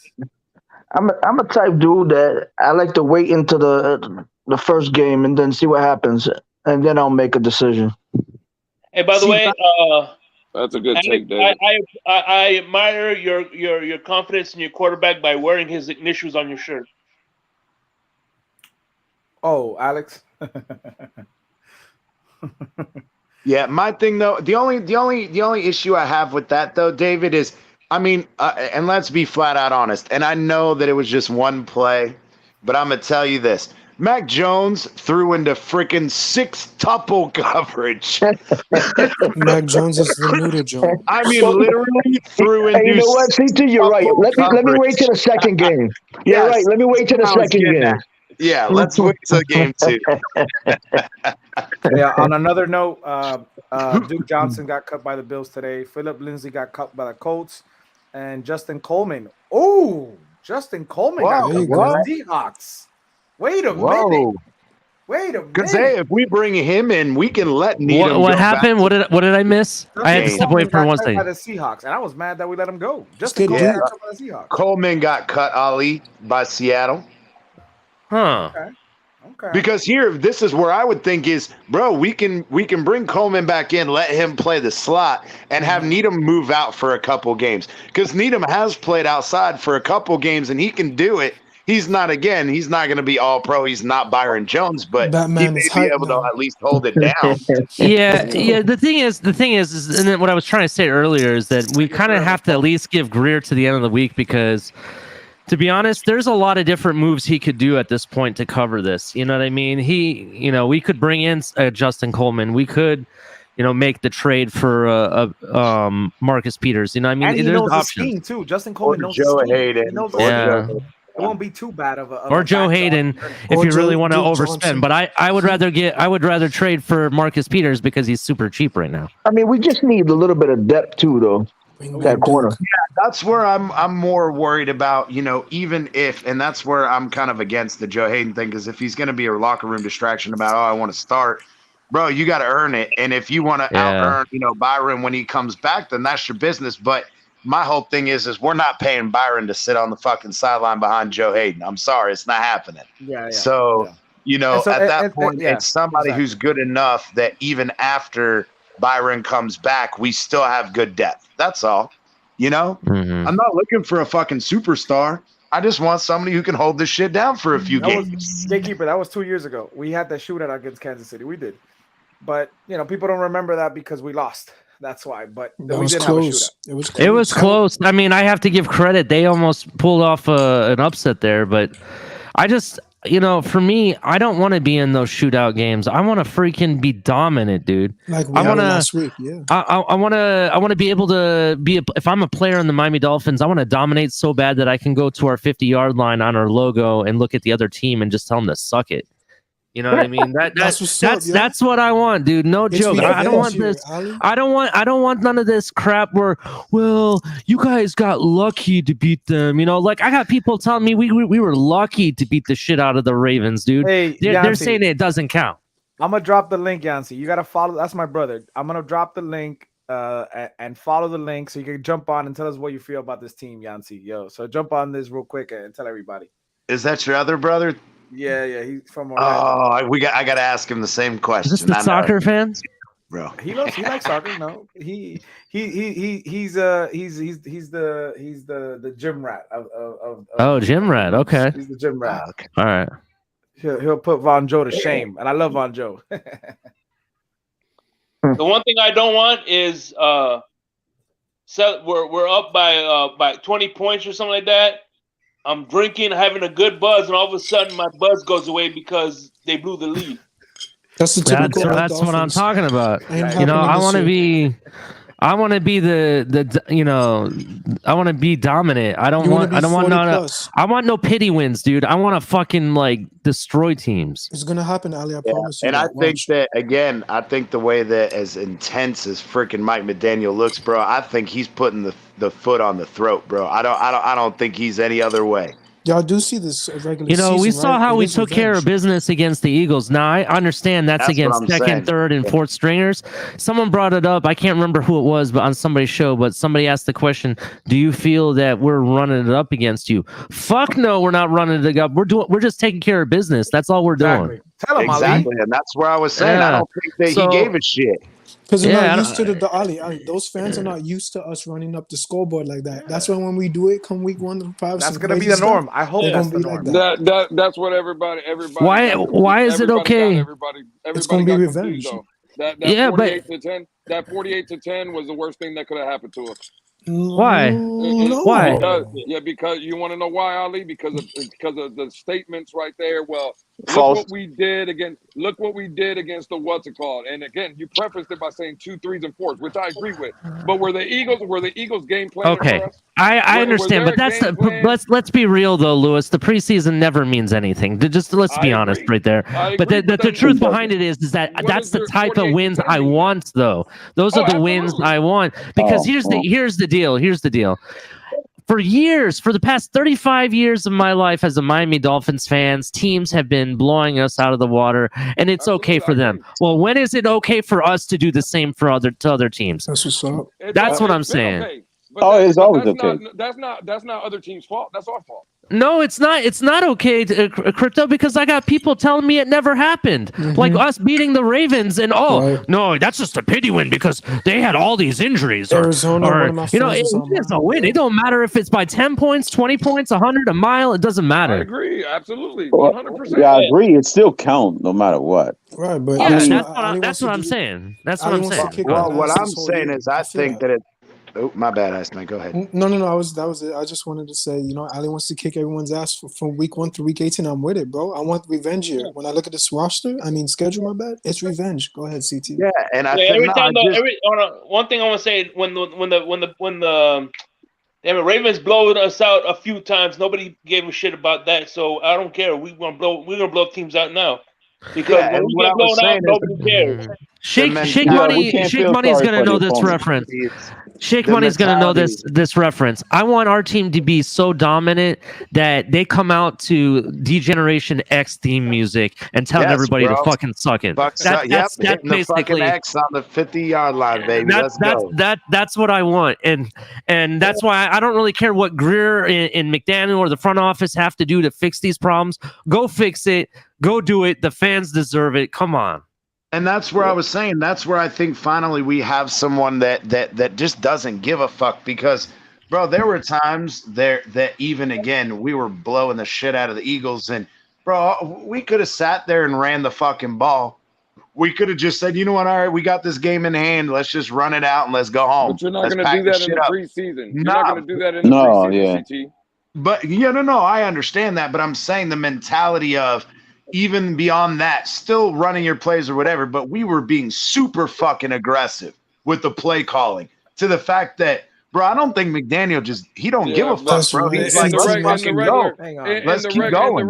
In the regular season, though, if we're winning 38-10, we're not throwing the ball. Hey, I got Greer on the phone. Hold on. I got Greer on the phone. Let me get him. I'm talking to Greer. Hey, go get me Justin Coleman. Go get me Justin Coleman. And Duke Johnson. Get me Justin Coleman. And Duke Hey, Batman, that's a good one. And while he's getting, Batman, you should have a weekly segment like that. Hey, I got Greer on the phone, guys. If you're on the phone with Greer, tell him when he's on his way back from Seattle getting Justin Coleman, and I'm gonna stop in Chicago and get Roquan Smith for me, so then its defense can say fuck you to everybody. That's what's up, sir. Hey, Batman, tell Greer we on the way, man. Ali, check this out, Ali, because I said this a few days ago, right? Because I did bring up the point where I asked, I was like, was Mike McDaniel running up the score? Because let me tell you guys something. If Mike McDaniel is that mad little scientist, if he's that little evil scientist, then I love that guy. If That's he's what gonna I be was running saying. up, if he's gonna be running up the score and doing teams dirty like that, trust me, I'm getting McGenius tatted on my left ass cheek. If you ask me, Wow. you know what I'm saying? Batman, Because that's what I you want. might want to hit the I breaking want, news. I Breaking want news. the little evil Batman. genius. Batman needs to hit the. You know what? You say Batman that. needs You to know hit what it the makes breaking me, news. what it reminds me Pete of? just said he loves McDaniel. I will if he's that. And this is what I said. This is what I said the other day. I'm like, was he doing a bully stunt, leaving our defense there until the halftime? Like, I know I complained about it, but I also asked, and nobody responded to that. This guy's a bully for leaving our defense against the second and third string, and that's an evil scientist right there. Maybe the older guys up here realize this reference, bro. He's Pinky and the Brain just put together. That was a great show. He's Pinky and the Brain put Dude, that was together. some shit, dude. That's some shit. Hey, Alex, I'm gonna drop you because I think you're working, man. And that way we could get somebody on if they want to join in. All right, Alex, if you could hear us, I think your boss was behind you. I don't want you to get you in trouble. I saw your boss walking around behind you, so I'm gonna drop you, Alex. I love you, but come on if you still when you're done working. All right, I'm gonna drop Alex real quick. I don't want him to feel bad about it. But Narf.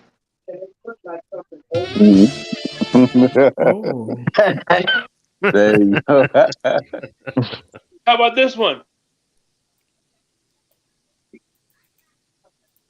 What was that, Shake? See, Alex, they don't love you like they say they do.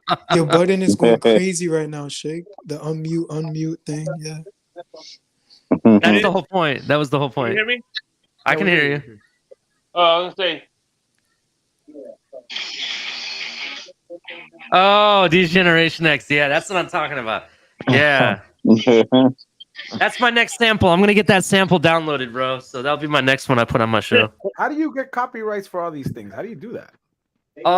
There's certain sites you can go to that you can pay for them. No, you got SoundCloud too. I use SoundCloud, and also I read somewhere I can't remember where I have to find where I found it. I wanted to do BYOB for tomorrow for Wednesday shows when I do BYOB Wednesdays. I wanted to get System of a Down, but I wanted to get a cover because like I don't want to get flagged. I don't want to get hit by System of a Down. So there's sites you can go to that if you pay for their membership, you can use their sound clips. You can get free ones. There, the Go XLR thing that I have, they have their own site that I get a lot of my sound clips from. To be honest. gotta change the and in policy. addition to it, if you also have Spotify and you pay Spotify.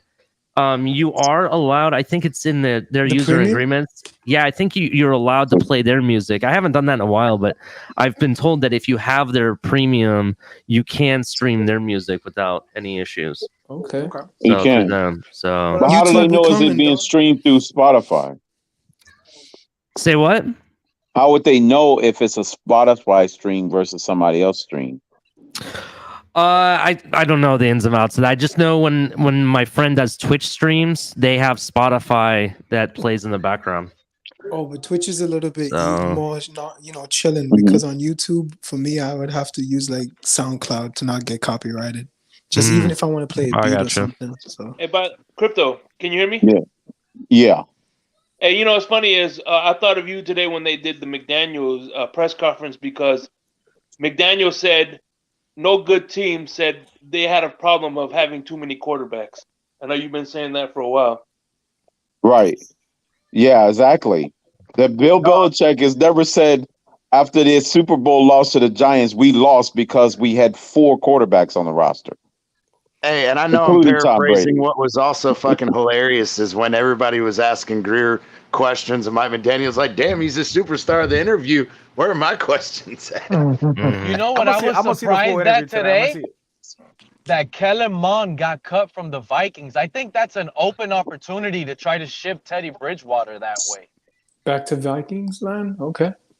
Nah, man, there's so many teams, bro. The Giants need a quarterback. The Lions need a quarterback. Seattle needs a quarterback. Come on, bro. There's so many teams out there. They just named Geno Smith the starting quarterback, man. That's what I'm saying. Like Geno Smith is going to be MVP, Batman. You heard it here first. Oh, God. Phinsaholics. It's not even that. It's not even that. Seattle don't want no quarterback. They're in total rebuild. Yeah, they want to look at. I heard the Giants want to get rid of Galladay. It's about time, bro. They've been but I don't want Galladay. It's time for you to buy your Geno Smith jersey right now, I'm just making a Batman. statement that I heard that, so that's all. They said it this morning. They were talking about it on Steven. Like, would you bring him in and entertain him? I was like, no. No. I need the defense to be taken care of, and maybe the center position. Those two positions I would take care of at this point. Look, I will say Did this. Minnesota get rid of either of or any of those three yet, or do they keep all three? Oh, the centers? Good question. Yeah, Good bro. question. Good question. Who? Because all three of them were competing. All three of them up until last week for that starting we spot. gotta ask Color. Is Color back already in town, or is he still out of town? No, he's still out of town. You can call him though. All right, I want to ask Color. How many hours is it gonna take until we hear the breaking news? What do you mean, from Color? No, the breaking news that Greer's about to do. We already know that cast-off bus Alex Leatherwood got cut from the Raiders. Yeah. We pick up every cast-off lineman, so you know he's a Dolphin. Might as well book Leatherwood a Dolphin. I think We're gonna give him a tryout. Pete got a point there. It's always a cast-off end up being a Dolphin. He's waiting for the Vikings to cut one of them centers, bro. That's Well, why. Pete got a good point there. It's always the cast-off end up on the Miami Dolphins roster. Get your Leatherwood jersey. Didn't the center from Boston College that used to be with Applebaum, Lindstrom, get cut? Yeah. Why not? Oh, the guy was in? I heard Lindstrom got cut. Lindstrom got cut by the Cowboys. So why not take a flyer on him with a coach that already knows him? Yeah, but the thing is hey, one of the other things. If there was something. Nah, but what was really telling about that Lindstrom thing, though, is, bro, even when we had the opportunity to get him, bro, Applebaum had no interest in it. For me, that tells me we would that never. he just Everybody, doesn't think highly of him. Let's welcome Ron Levy. I'll be right back. I'm gonna get a quick drink. What's going on, Ron? What's up, man? What's up, guys? Yeah. How about those cuts today, huh? That's right. How about him? I can't believe they only kept 5 receivers. That shocked me. Me too, They kept- Ron. Yeah, They I'm shocked. They rather decided keep to a- lose. Because Coach McDaniel don't know what the hell he's doing. That's what it is. might That's be why looking- they kept 5 receivers. Bring back Glenn Bowden. They might be I know Lynn Bowden and Craycraft getting cut. Really? Yeah, that was too shocking. God. They're probably Yeah, looking at Becky as more of a receiver. I already told you guys we're a Tyreek Hill injury because Waddle's not 100% now. We're a Tyreek Hill injury away from the receiving core from last year. That's exactly what we are. Yeah, And could be. your coach only kept 5 receivers. Damn. Yeah, but they kept 5. Yeah. They tell you they're going to be run heavy. Six receivers. Remember Gesicki. See, right here, hey, real That's the quick. problem, Six Pete. receiver. That- He's yeah, the that's only. the problem. He's the only receiver that can't run routes and gets paid $10 million. It's not even that, Pete. It's not even that, Pete. But Ron, that's where you're wrong. See, everybody says that we're a run-based team. Bro, this roster's not built like the 49ers. It sure isn't. We don't have the offensive line that the Niners have as well. We're not a run. Why did we go pay Tyreek Hill $30 million then? Why did we sign Gesicki to a not a blocking tight end to a franchise tag of $10 million? Why did you go get Cedric Wilson? We're not built like the 49ers. Well, I don't know why. It's again, this is the problem. have more speed. That's all. Yeah, So but right it now, can't yeah, but be- why pay him that much money if you're not going to utilize him? The speed opens up the entire offense. That's why. So we're paying $30 million for a decoy just for someone that Nobody can said run he's fast? a decoy. Nobody said a decoy. I said he opens up the entire offense. That doesn't Well, mean he's being used as a decoy. Man, but that doesn't mean that we're still built to be a running first team. But that in context goes into that, though. Yeah. I guarantee. So I wanted to say this about the Minnesota thing. So That is literally, disastrous. So you trying to make us a run first team if we don't have the physicality of it? Who says we don't? We ran for 200 yards against the Eagles. Yeah, against no people that's game right plan. now working at Walmart. Exactly. Without our starting offensive line. Yeah. They ran 200 yards against somebody who's now working at Walmart. Congratulations. And now they're back at Walmart, even madder. You think they're giving good customer service now, Crypto? I doubt it. Oh, hey, by the way, they don't want to be bagging groceries, man. They're mad. Those fans that are really big on Duke Johnson, he got cut, by the way. Bring him back. We already got 5 running backs, and let's bring in another one. What 5 running backs do we have? We have 4 running backs. What are you talking about? They consider Ingold as a running back. They consider Ingold a running back, so got 5. Personally, Savon, I don't think Savon did enough to be on this this offense. I would have only had 3 running backs if it was me. I agree, Ali. I agree. Yeah, Samad, come on. Especially and all the tight ends that we got too, it's fucking stupid too. Ethan Carter's going to be the backup fullback, though. Yeah, but he doesn't need to be a backup fullback. Ingold is not injury prone. Exactly. Surgery, bro. This is the problem right here. How many teams in the NFL use a fullback, and now we have a backup fullback? There's a problem with that. Yeah, exactly. This offense utilizes the fullback.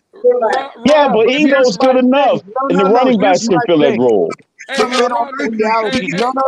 No, Ron. Think about this though. If we were ever in an emergency situation, bro, we've used Christian Wilkins as a fullback so many fucking times it's not even funny.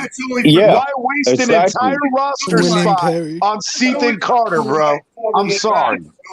That's only at the goal line they use him for fullback. They use him in short yardage situations. So I just Googled the shit. If Alec gets hurt for an extended period of time, they need a fullback. That's what Ethan Carter's there for. No, you know what? They got other people that can block on the line of scrimmage. Hey, you know what's funny, Crypto? 15 minutes ago, me and Ali were having a conversation about this being a passing league, and now we have a backup pullback. Listen to how stupid that fucking sounds. Now, exactly. Real quick, I Googled exactly. this. Minnesota has Garrett Bradbury.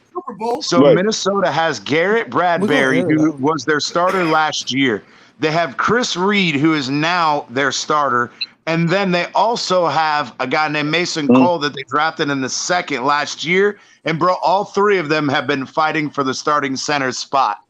And they didn't cut any of them. They didn't cut. They got all 3 centers on the roster. They kept all 3 of them. That's probably because some of them can play guard of other line positions too. Yeah, bro, but come on. You couldn't just leave one to go so that the Dolphins can get their fucking center. Bro. Yeah, that's true. Yo. Ali. Look like 2 out there. You look menacing. Looks like Magneto, the army version of Magneto or somebody. I bet you. I bet you, Coach, that's what Coach McDaniel's wearing in his office right now, crying right now. You're so funny being so negative before we even play a game, man. No, but Ron, so my it's not about being negative because obviously I believe in this team, but my biggest fear happened, and I've been mentioning it for 3 weeks, was Byron not being healthy. Yeah, that's scary. That's scary. It's scary. So, but did you hear the news though? Justin Coleman got cut today by the Seahawks. I need that. In a minute. So, especially if you're going to put Needham on the boundary, you put Coleman back in the slot like we had. Yeah, I said that earlier. Yeah. So, I mean, we don't know if Coleman was hurt and that's why he got cut, or he was just being outplayed. We don't know. We could have got rid of those 4 million fullbacks or 18,000 running backs and pick up a cornerback. Supposedly, according to somebody earlier, they said that we're at 51, so we have room to bring in 2 people. But what the hell do we need with 5 safeties? Dude, Ali, where did you get that? Because it's the passing league and you got to be able to defend. You got 5 quarterbacks. You know what? I'm not a big fan of Fedula making this team. I think you know what? I think maybe they plan on playing a lot of zone. That's probably why. Hold on. Because I think we're a little bit better than what most think. Javon Holland could be a cornerback, and so can Eric Rowe. If that guy's healthy week 1. They both can play corner. We just need to know who can step up in those safety positions now. Those are the question marks. Now, Brandon Jones in strong safety, Is that good? Because we could put Javon Holland on a boundary easily and be very comfortable with that. You could, though. You can, Pete. I get you. Brandon Jones can play corner But as the well. Dolphins need to stop trying to put a square peg into a round hole by forcing to run the ball when this is a passing league. Stop putting a square peg into a round hole. At the very least, I would move Needham outside and move Eric Rowe to Needham's spot. You see, that's the issue. CT. As a running offense, come on. No, they wasn't. I went and looked that up. They still had more passes than runs. Hey, Crypto, let's go back to VCRs, by the way. They still had more passing than running. That 49ers still did. That was an illusion. That was an illusion that you saw from the 49ers. Back to the future.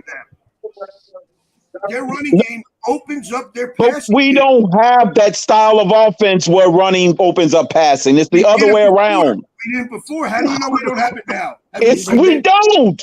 Tyreek Hill is not a cigar store mannequin. Crypto. So I think both of you are right in a sense. I think so. How I feel this is going to open up, because we saw a little bit from the Raiders game, and I don't want to discredit the Raiders. I just want to look at the offense I was ran. So once you jumped out and got that touchdown lead, right? We got that. We secured that 7-0, and we were back on offense again. We won. We was always behind the 8-ball in the Raiders game. They went up 7-0. You kept no. We went up 7-0 on the. No, it wasn't, because they offense marched down the field and put up quick 7 points on us. We was in the hole right away. Crypto, we were 27-0 by the half. I'm talking about the Raiders. You said the Raiders. The Raiders, yeah. I'm talking about the game right here where we just played on Saturday. We didn't play the Raiders. We played the Eagles. The Eagles. Yo, Byron Jones's agent is Drew Rosenhaus or no? I'm not sure. I don't know.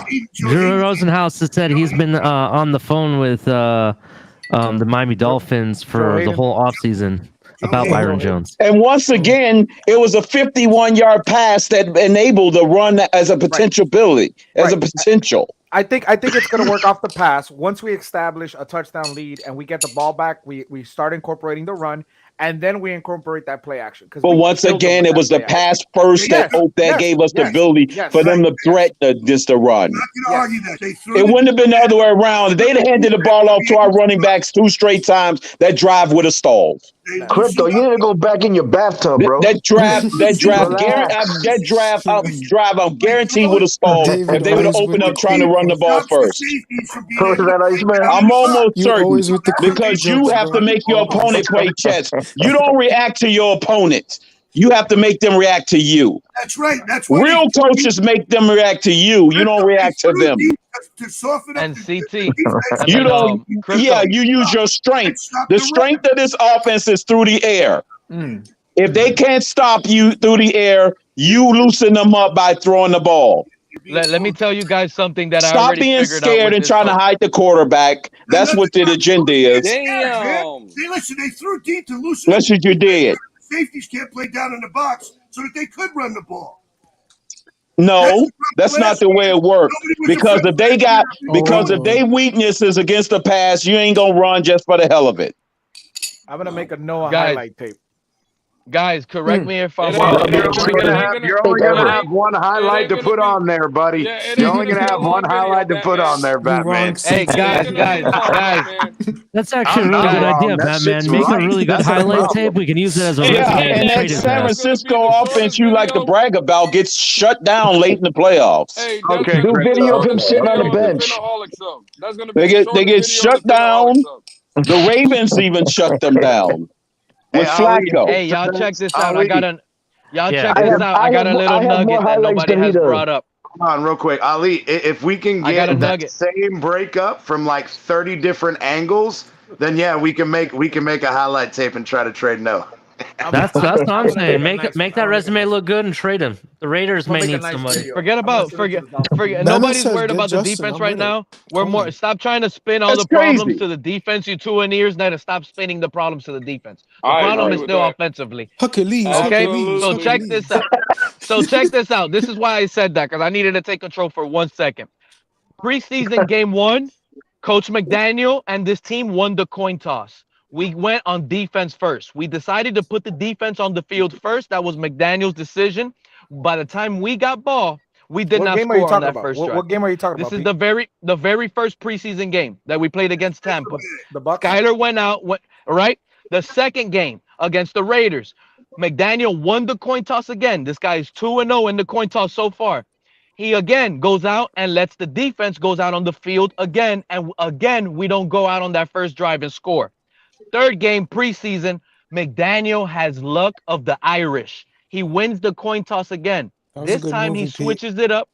This time he switches it up and he gets ball first. Tua goes downfield and he scores on the first drive. If that happens, this guy needs to win the coin toss again, and he always needs to get the ball first. Because if we put the score on the board first, we could put pressure on these other teams. Yeah, but I don't like that. Play action. And guess what? The play action will be successful. If we don't come out and run the ball on the first play, it's not going to work. That drive is going to stall, guaranteed. I don't we like cannot give the ball up first. That might be the best thing Pete's ever said. But I agree. don't like that. Oh my! And only two run-first offenses in the last 26 years have won the Super Bowl. Just put that in your freaking thinking cap. Pete, is he actually legitimately Irish? Only two. No. I don't know if he's Irish. I just said with a run-first offense has won the Super Bowl in the last 27 years. No, 50. What are you talking about? Gotta buy him some 4-leaf clover socks to wear on game day. Listen, at the end of the day, the smart teams always get the ball in the second half. Because in the first half, they always say it. The momentum killer is the last 2 minutes of the first half. If, let's say we get the ball of the first half and we score, that means in the third quarter we get the ball back. Yeah, that's double dipping. Yeah, it's a double dipping effect. And again, it goes both ways because if the defense. Hold on, Pete. If the defense stops the offense from scoring, we get the ball. It doesn't matter. Like your scenario is, if we get the ball first and we score. So what's the difference if the defense gets a 3 and out and then we score? There's no defense. You always want the ball in the second half. Period. I agree with that mindset. I think. Hold on, Louis. I think if you go down, you go down on that first drive and you score. Changes are made.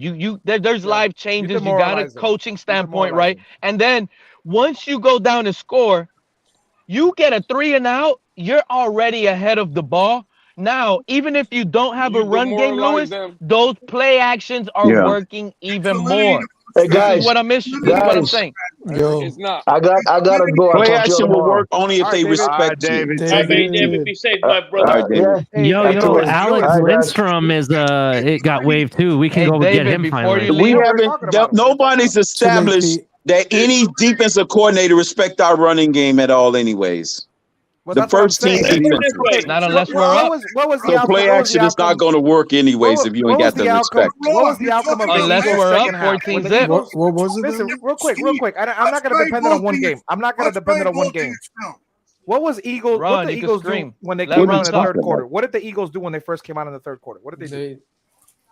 They came out with their Walmart employees, Batman. Oh my God! Actually, I thought it was Kmart employees, but okay, I'll give you Walmart. Hey, let the record say though, I love Walmart and I love Kmart. I'm not downplaying anybody's job. If that is your job, I'm not downplaying. So.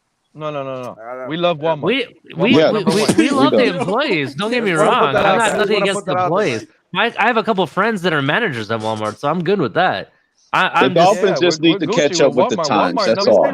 We could say the rec center guys from the rec center. Yeah. Well, let me ask you all this real quick. Guys from Home Depot. All right, let me ask you I used to work at Home Depot. No. Hey, every time. Well, I used to work at Lowe's. Guys. Every time somebody says Walmart, all I think of is the Family Guy episode where he's walking in, he's like, "Fuck you, welcome to Walmart. Fuck you, welcome to Walmart." Actually, if we want to be real, Denver Broncos actually hire Walmart employees because they're owned by the one dude that's part of Walmart. Yeah. There you go. I used to work for Arthur Blank, the Atlanta Falcons old he's not current. He's still the owner. He's still the owner. So he owned all Home Depots, period. All right, let me ask everybody on the panel this question real quick. Out of the two position groups, wide receiver or running back, which one do you think is the best out of the two groups? Wide receiver by far, bro. Look, I wanted to say something about the gas. That's the strength of the team. Yes, Ali. Remember when you said why did exactly Shake Money? Hold on. I'm trying to hear Batman. Hold on, you guys. I can't hear Batman. Gaskins, like Chase. These are two running backs that at any given moment they could be lined up in the slot and they could help out, in the slot position. I know we have slot guys.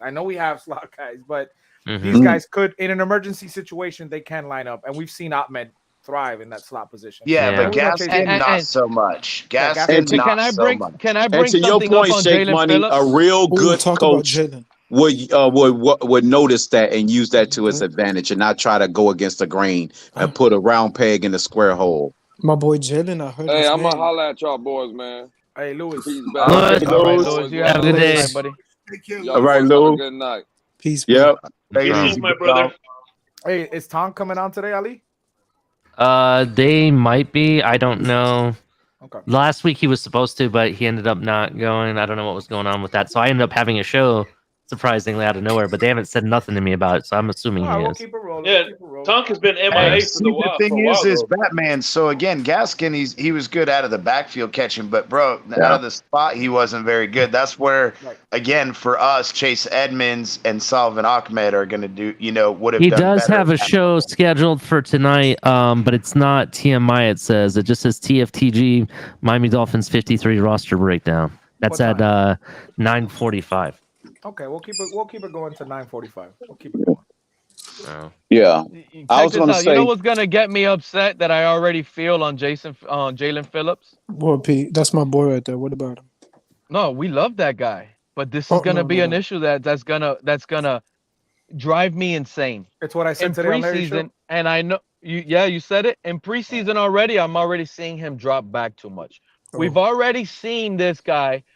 We already seen that we signed Trey Flowers, Ingram. That's already telling me that's gonna be less of him on the line of scrimmage and less pass rushing. We're gonna see this guy drop back more. And all I want to do is see this guy pin his ears back. And I'm going to argue that, Pete. I'm going to argue that, Pete, because you could actually do that in preseason because, one, it doesn't matter because it doesn't really count. But the reason you do it is to show defenses that if you need to do that, you're willing to do it so that it makes them rethink what the play is going to be. If you know a guy does, it's kind of like the Gesicki factors, I like to call it. Gesicki is nothing but a wide receiver, and that's when he comes on the field, they're throwing. That's what the whole joke was last year, right? Yeah. The same thing for Phillips. You don't want that to be the joke. So you want to show that he can go out and back in coverage if need to be. But that he can bring the heat to the quarterback. Yeah, and believe it or not, they did it to Trey Flowers too in New England. They used Trey Flowers in coverage quite a bit as well. This is my thing. I agree. I'm not buying that. I agree with both of you why they do it. He's not ready. Yeah. Once again, why you do it. I agree. Why this coach needs to adjust his philosophy based on the personnel that's let that man go. Damn what you did in San Francisco. The guy has one game. I agree with both of you. We we don't have the personnel. We're not the freaking 49ers. You gotta make the quarterbacks be honest. Are we still arguing about this fucking run pass bullshit? Can we please move on to something else? I'm just saying that Phillips. No, CT. You're putting the square peg in a round hole. Can someone let? He needs to learn how to be a great coach and adjust to his personnel. That man's been trying to get a sentence out for the past 5 minutes. Let him speak, Phillips please. Needs to have a hand in the dirt. I understand the whole Thank thing you, that Ali's mentioning, like, we gotta keep the defense, the offense guessing, dropping them back. I get it. Ali, we have guys that can do that. You mentioned Trey Flowers. He's done it before. No. You got guys that are filling in for Van Ginkel until he comes back. These are cast-offs, and that's why we got Batman. Trey Flowers. And let me tell you why I disagree with you, Ali. This is why I disagree with Ali, okay? Because number one, Jalen Phillips looks like the most elite pass rusher on our defensive line. The most elite one. You can't guard him. And as he should be. Okay, exactly, Ali. So if he's your best pass rusher, this is the guy you use not to be the second fiddle to the. Now you have to have the offensive line scheme against Jason Phillips. Not have this guy backpedal and play zone. If they're you got to have these guys putting pressure on the quarterback. Defensive end is a premium position and it is one of the most important positions to put pressure on your quarterback. That's why these guys get paid. Can I respond to you, Pete, though? Go ahead. Here's my thing. Dropping back takes his game away. Facts, Pete. I agree with what you're saying. Yes, it limits his opportunities, which I understand what you're saying. But what I'm saying is you're absolutely right. Not doing it consistently or at a high rate, but every once in a while doing it, because again, like you just said, all right, they're scheming. They're going to have that tackle and that guard double team Jalen Phillips when he's whooping that ass. And then what happens when they got both of those guys planted on freaking Phillips, and all of a sudden he drops back, and now we got Christian Wilkins and Ogba coming on the other side, going one-on-one against guys on the other side. Bro. Okay, with that point, you're absolutely right. I agree 100%. Here's my other thing, that's not what we're getting. And I understand, and this is what I was trying to get at, though, is this is where I think this is an underrated signing. Yes, Trey Flowers is a fucking cast-off, but you do have to remember that Josh Boyer from day one has been working with Trey Flowers.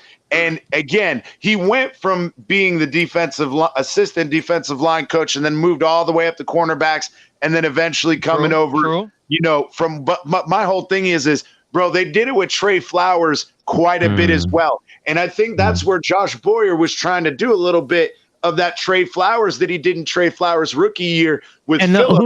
Who knows Trey Flowers, if not better than Boyer. Exactly. And that's what I'm saying. It says now here they brought in with Trey Boyer Flowers than with Mike Vrabel. No. Is maybe they're going to have Trey Flowers do a little bit more. Well, what I'm saying is maybe with bringing in Trey Flowers, Boyer's going to be like, okay, I've seen Phillips do it, but I still want Phillips in the dirt. So I'm going to have Trey Flowers doing that every once in a while. Someone's got echo going on or feedback. Feedback, yeah. It actually made CT sound nice. That guy sounded like a professional when that thing cut off. You guys are all leaning on the preseason. They weren't showing their hand during the preseason either. I agree. Jalen Phillips is going to rush the quarterback, period. Yeah, I don't think there's any question about that, Ron. I think it's just a matter of people just want to see that. They don't want to see him in coverage. And I understand why, but at the same time, we need to have him there if needed. I know Mike McDaniel, he's the offense guru and everything. But when you look at the 49ers, they predominantly played a 4-3 defense. Yeah. I know we're running the same scheme with Boyer, but can we? With this defensive line, wouldn't it be better if we just go physically just 4-3? I would love to put Wilkins and Davis inside with Ogba and Phillips on the outside. 4-3.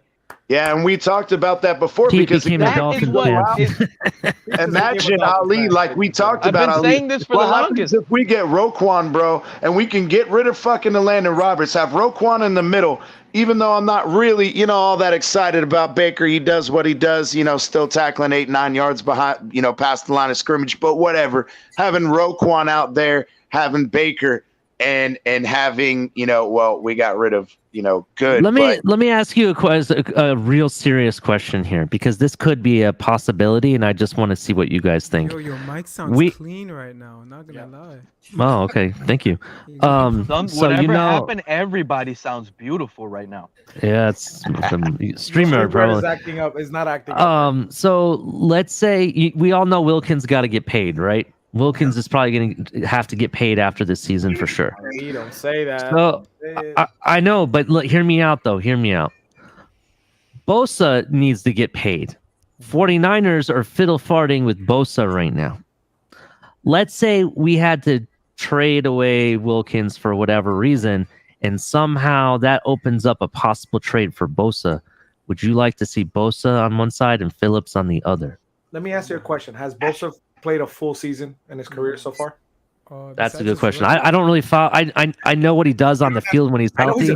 I don't know his whole history. I don't know his whole history. Yeah, he's missed at least a couple of games every year, but nothing. There's only one that I remember being significant. Okay. If you're gonna do that, he didn't like in college. He was really good up until his senior season. I know he had a freak injury that just he had to sit out because he was preparing for the draft. That was it. Yeah, and that was more him just saying, I'm not going back in there and getting fucking hurt when I already know I'm going to be a top. Yeah, he could have definitely played. He could have definitely played. Exactly. So that's just called I'm just fucking saying, risk management. I'm just saying, imagine Phillips on one side and Bosa on the other. Holy fuck. That's it. That's scary, dude. That scares me. And then have Davis in the middle at the same time. Yep, and having fucking Zyler next to him. Oh my god. Yeah. You're gonna have to pay. Think about Ali. Imagine the depth behind that, though. That's There's true. almost That's like true. really small drop off. Besides, like CT mentioned, besides the 2020 season, he played 16 his rookie year and 17 last season. So besides his 2020 he's going to season, demand more money than Wilkins will. Oh yeah, we know that. That's 150, 100, maybe 180 minutes. Yeah, but here's the thing. Here's the thing, though. If we're gonna have to pay somebody, I would rather pay a beast to be on this defense. He would be. He's kind of like that Aaron Darnold of the Rams. He could be that for us. You know what I mean? That's what he brings. You would have to trade. You would have to trade Wilkins and Agba to probably get that. It'd probably get it done. Both of those guys. Now, what they be willing to do that? Wilkins balls out, then you get to push up the middle, which you need against a veteran quarterbacks. And if you think about it, though, if we do get rid of Christian Wilkins and Agba, bro, their fucking contracts alone make up for Bosa, no problem whatsoever. This is true, but Ron Levy has a good point. We need to have the pressure in the middle. But here's the thing with that: Seiler's doing it for less cost than what Wilkins is going to cost us. Exactly. I'm not giving up X. How many times have you seen rotation guys get promoted to starting and they don't have the same production because they're more productive in a rotation spot? Yeah, but Seiler, and again, I think that it'll be a telling season for him. But Seiler, bro, we put him in more and more at the end of the season last year, and he played better and better. So I don't think that's a good argument. Yeah, we're fantasizing as fans. That's right. Hey, Pete, can you be 5 for 5 today, Pete? Can you be 5 for 5 with the takes? Yeah, what other good takes you got? Yeah, 4 for 4 really good takes today, Pete. Yeah, that's truth actually. I want to go linebacker. You were talking linebacker. If you think I'm earlier gonna push it, I'm not pushing it. It's better quiet right now at this point. Do you believe in our kicker? Do you believe in our kicker, Pete? Do you think he's a good kicker? Do you think he's back to form? Thank you for giving me Jason Sanders is money, man. He's money man. That's his nickname. His name is Money Batman Man. giving him a layup. That's fucked up, man. Batman gave him a layup, bro. Yeah, the Money Man's now. What you mentioned about the 3-4 earlier, though. I'm We with go to Pete the on 4-3. that, We have more athletic linebackers, which is more schemed for the 3-4. That's why I think we run the 3-4. Yeah, and that's because we're trying to use that speed off the edge. But the problem is if we are running a true 4-3, you can still have, say, a Van Ginkel or somebody at that weak side linebacker spot who can still blitz off the edge, where you still have Brandon Jones blitzing off the edge or Holland blitzing off the edge. So it doesn't necessarily have to be from a 3-4 outside linebacker bringing, the speed rush. You can scheme that in any other way while running a 4-3. Problem is when you run a 4-3, they're responsible for stopping the run up front. Hey, fellas, I'll check y'all later. You don't have the Crypto. All right, Crypto. linebackers. All right. Y'all have a good one, Batman. You have a good one too, Crypto. You're right, Ron. The difference is the DNs are going to contain the outside. Then the defensive tackles are supposed to, essentially slow down the linemen and allow the linebackers to fill the holes. Iceman, I got a question for you. That's the problem. To your left side behind you, is that a Merino jersey or what jersey is that? Oh, right here, yeah, man, it's a Merino jersey. Merino? Yeah, man. Did I show you guys? I think I showed Batman, right? I showed you. I got mine framed. I framed it. See, I need a frame. Well, let me get it. Hold on. I got Iceman, by the way, you guys got to go catch Iceman, man. He has that new Madden game, man. Iceman, drop the link to the channel so people can Yeah. Oh, I got you, man. Oh, let me put that up. Drop the gaming channel. That shit was badass yesterday. Thank you. Look at Ali. Oh, damn. Yeah. Yeah, I framed it. I framed it myself. Michael's had a deal on their shadow box frames, and I took advantage. That looks like a I'm good the one one, that tells too. everybody about them shadow boxes, man. They got great deals at Michael's. They're like, you could get it for like $30-$40 for a shadow box. Yeah, you gotta. Those are like normally 44, and it was buy one get one free, so they come out to be like $22 a piece. I gotta get one for the Madison. I gotta get one for the Sam Madison. I ordered a Zach Thomas jersey and a Jason Taylor jersey. So when those arrive, I'm gonna shadow box those because I got another one. I went with the orange Zach Thomas jersey. By the way, they had a deal on Fanatics. I did my own shadow boxes. I did a Kobe and a Jordan a long time ago. I'll show you guys one of these days. But it's you could tell like I've made it. So it's like it's not my most impressive work, but it was my first shadow box I ever made. So I went on eBay. And I bought like fake autographed pictures of like Kobe, and I put it on there, and I was like, "All right, this is cool. I'll put it on there." Oh, that's funny. That's funny. I was like, I can't afford a Kobe or Jordan. Yeah, I had never done anything like this before, so I did some research, and it ended up being really easy. The hardest thing for me was just figuring out the proper pin placement to keep everything together. Yeah, the folding it and putting the pin in it. Yeah. Making the 53, Ali. Say what? Say that again. Say that again. Your boy Tanner Connor making the 53. Yeah, I know. My boy did make the 53. I still think it was okay because I really feel they're still going to use Gesicki as a receiver. That's what it's going to come down to that. And 100%. Even with what they tried to show him blocking, it still didn't look anything worth really trying. Oh my God, bro. Gesicki still looked like absolute fucking garbage blocking. No, but that's why they kept 5 receivers, because they considered Gesicki probably to be the certified. Is he talking about fantasy? Is that what he's talking about? Batman? I don't know. Me and Roach were talking about for about an hour right before I got on, like literally on my way home from work. We were talking. I don't know what Jeff is talking about. Oh, hey, okay. But sorry. one thing Color could, even though Craig Kraft got cut, one thing he can be happy about was he was right about Gaskins. He said Gaskins was Gaskins really proved himself in the last 2 preseason games, so definitely I agree. And the Craycraft one just hurts, man, because this is the argument I kind of wanted to bring up earlier. We are notorious as an organization letting players go that end up becoming superstars. Wes Welker, our wide receivers coach, is prime example. We let Chris Hogan go. If nobody remembers him, he used to be called 7-Eleven. Exactly. Yeah. And you know he was always open. Raheem Mostert. Wait, Brian Hartline. We let Brian Hartline go too. Yeah, Raheem Mostert. But Brian Hartline. Brian Hartline still was not as big as like Wes Welker or but I'm saying again another reliable wide receiver, and again who was a third down beast, just like Devon Best was a third down beast. And how many times do we get guys that could keep the chains moving, and then we just fucking threw them away? I can't remember the one guy's name. There was a guy that we sent to Minnesota. I can't think of his name. You know what else we're notorious for? Our injuries on our wide receiving core. What was that, Iceman? Oh no, I'm frozen. I think. No, you're not. You're not frozen at all. We can hear you. And we can see you moving. Your screen might be frozen, but we can hear you and see you move and everything. That's another problem.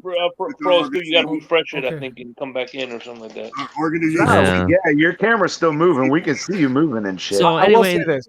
I was pissed off about Craig Kraft. I'm not gonna lie. Like I saw, I was watching him run routes for the Eagles game. I know I kept saying Raiders. I don't know why I kept saying Raiders. The Eagles game. See, Sherfield and Craycraft to me both needed to be on this team, and maybe they bring Craycraft back. I mean, I'm already seeing reports from other teams on like OJ Howard. They're already talking about OJ Howard's about to re-sign with the Bills, after being cut.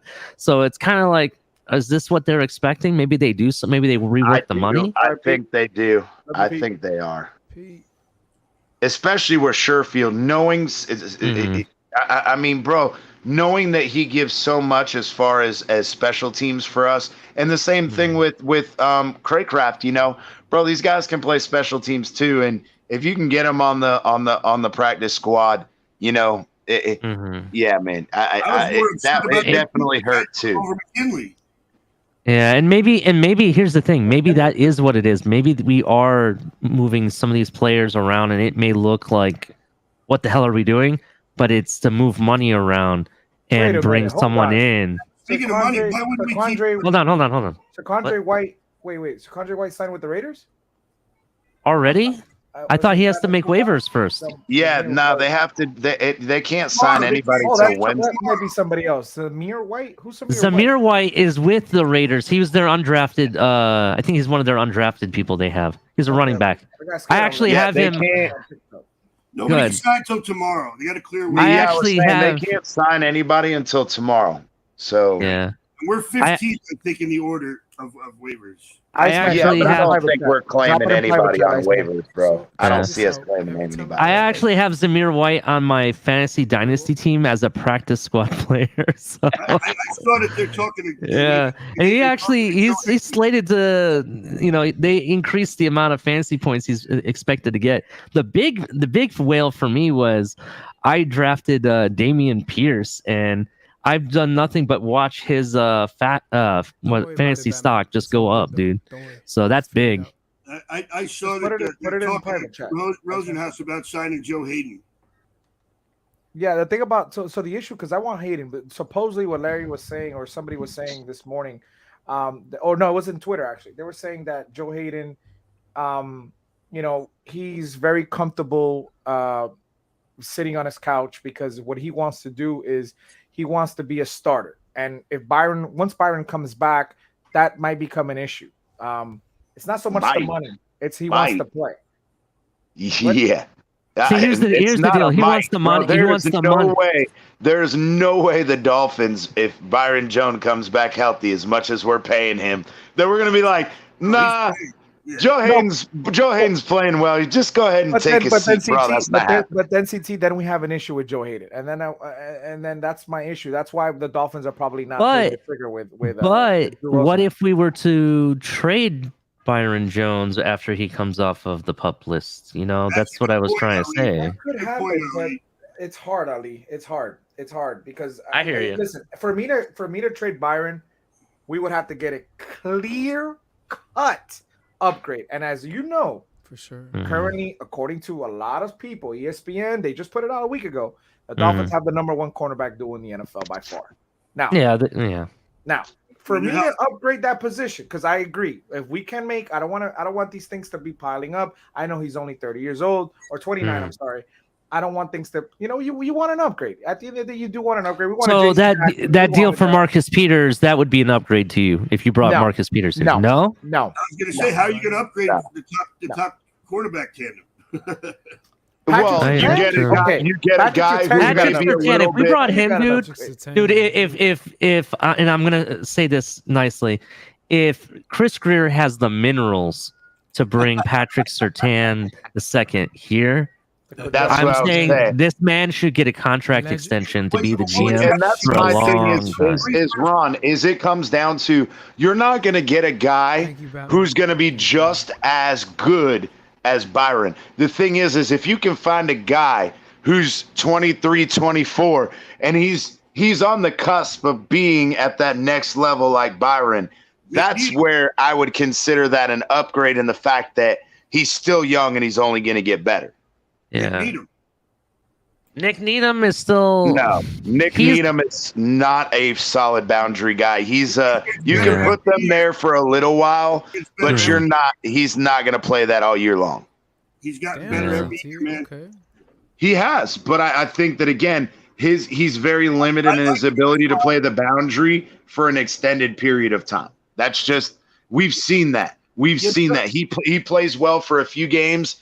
And then all of a sudden you start to see him kind of slow down a little bit where he can do it in spurts, but I'm not putting him out there a full year. Playing in the slot, you got to be actually better playing in the slot because you don't have the sideline to help. Yeah, you're right. But the thing is he has that quickness that allows him to be good in the slot. The problem is he doesn't have the same physicality as other guys to play the boundary. That's the difference. Hey, let me ask you guys this. Did you guys see Baker Mayfield's comment about the Browns? No. And I apologize if I'm not allowed to swear on your channel, Batman, but Baker Mayfield said he said it to someone in the media that they were asking him about the Browns. And he says, I'm going to fuck them up. That's what he said, legitly. And Game one. I'm kind of like, oh, is that Oklahoma Baker Mayfield coming back? Yes. Here's Good. No. I was saying they showed some highlights of him earlier, and I don't remember who it was, but they were saying, is this the resurgence of the Oklahoma Baker Mayfield?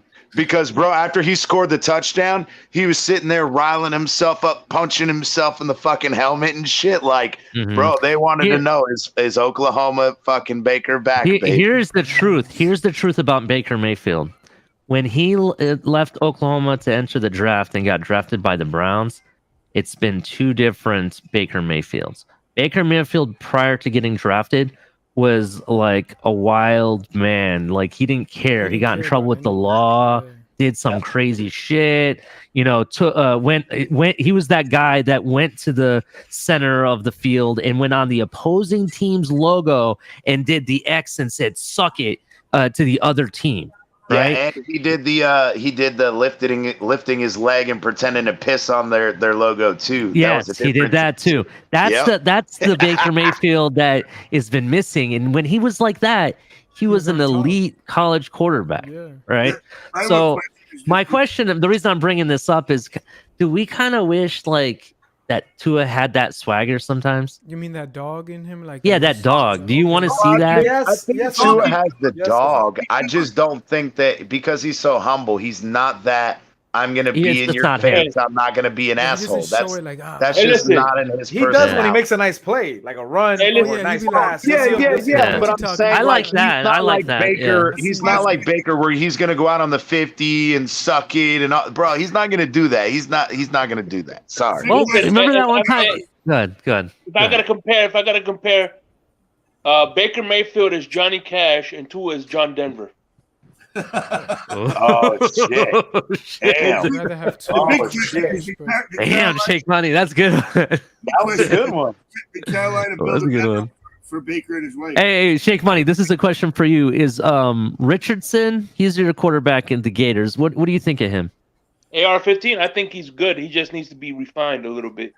He's like he reminds me of Lamar Jackson. He has that Lamar Jackson. Ooh, okay. Strong word. He's big. In college, he's he was very strong. Yeah. But unfortunately, his passing needs to be refined a little bit. Other than that, he's good. I'm happy, and we got the right coach because sounds like Lamar Jackson. Our best offensive lineman, he came was coached by our offensive line coach that we have now.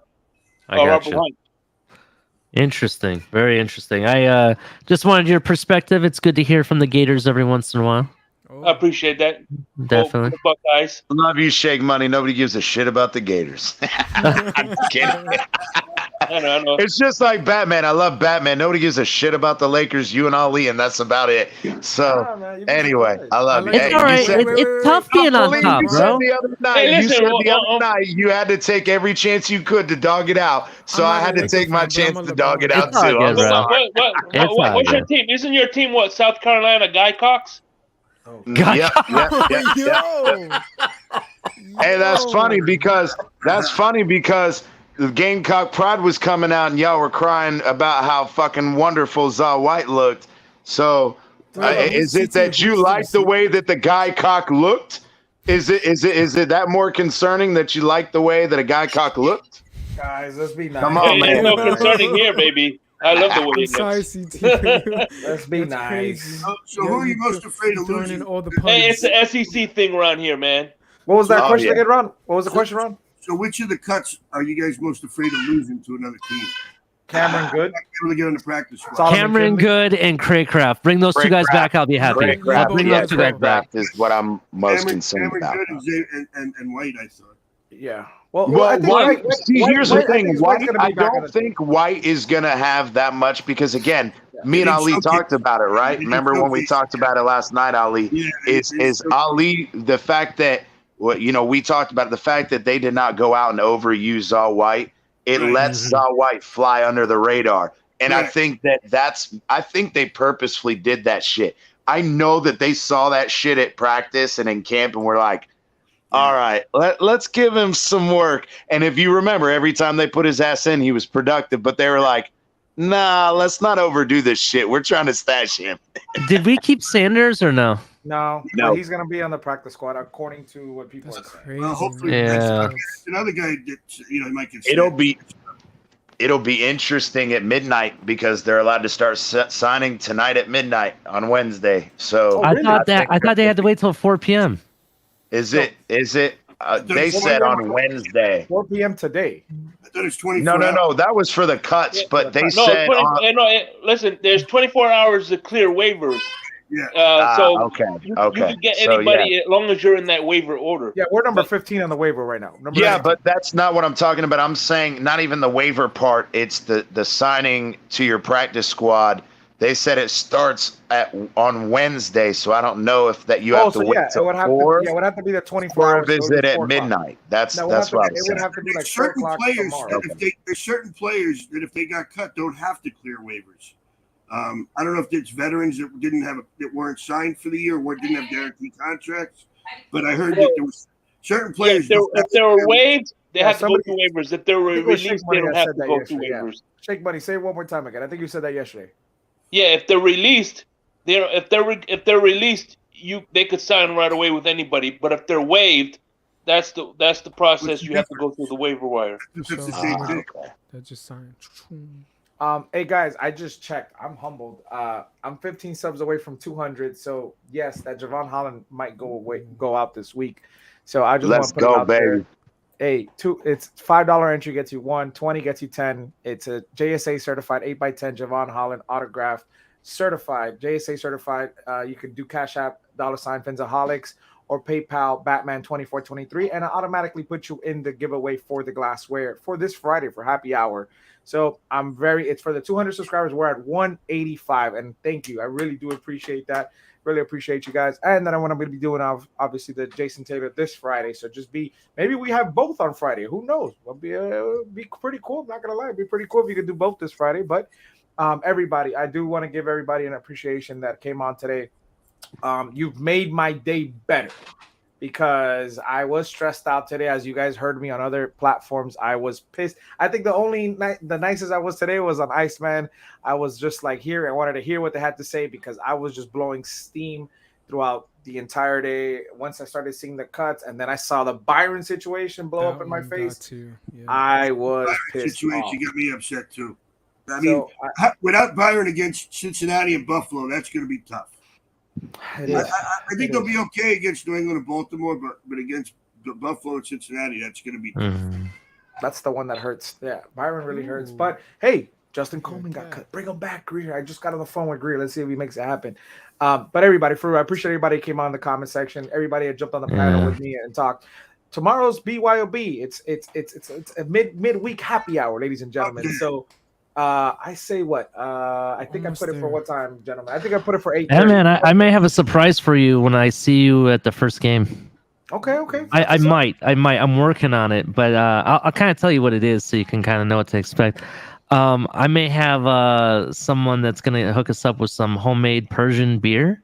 Ooh. So I'm going to have you try it, see what you think. All right. Sounds good. Yeah.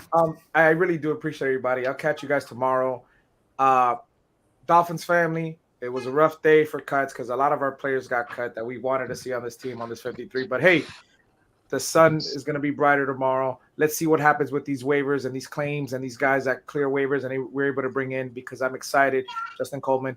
But yes, ladies and gentlemen, for real, have a beautiful, beautiful evening. Have an amazing day tomorrow. Stay blessed and fins up, everybody. Fins up, that man. Fins up. Hands up. How about that?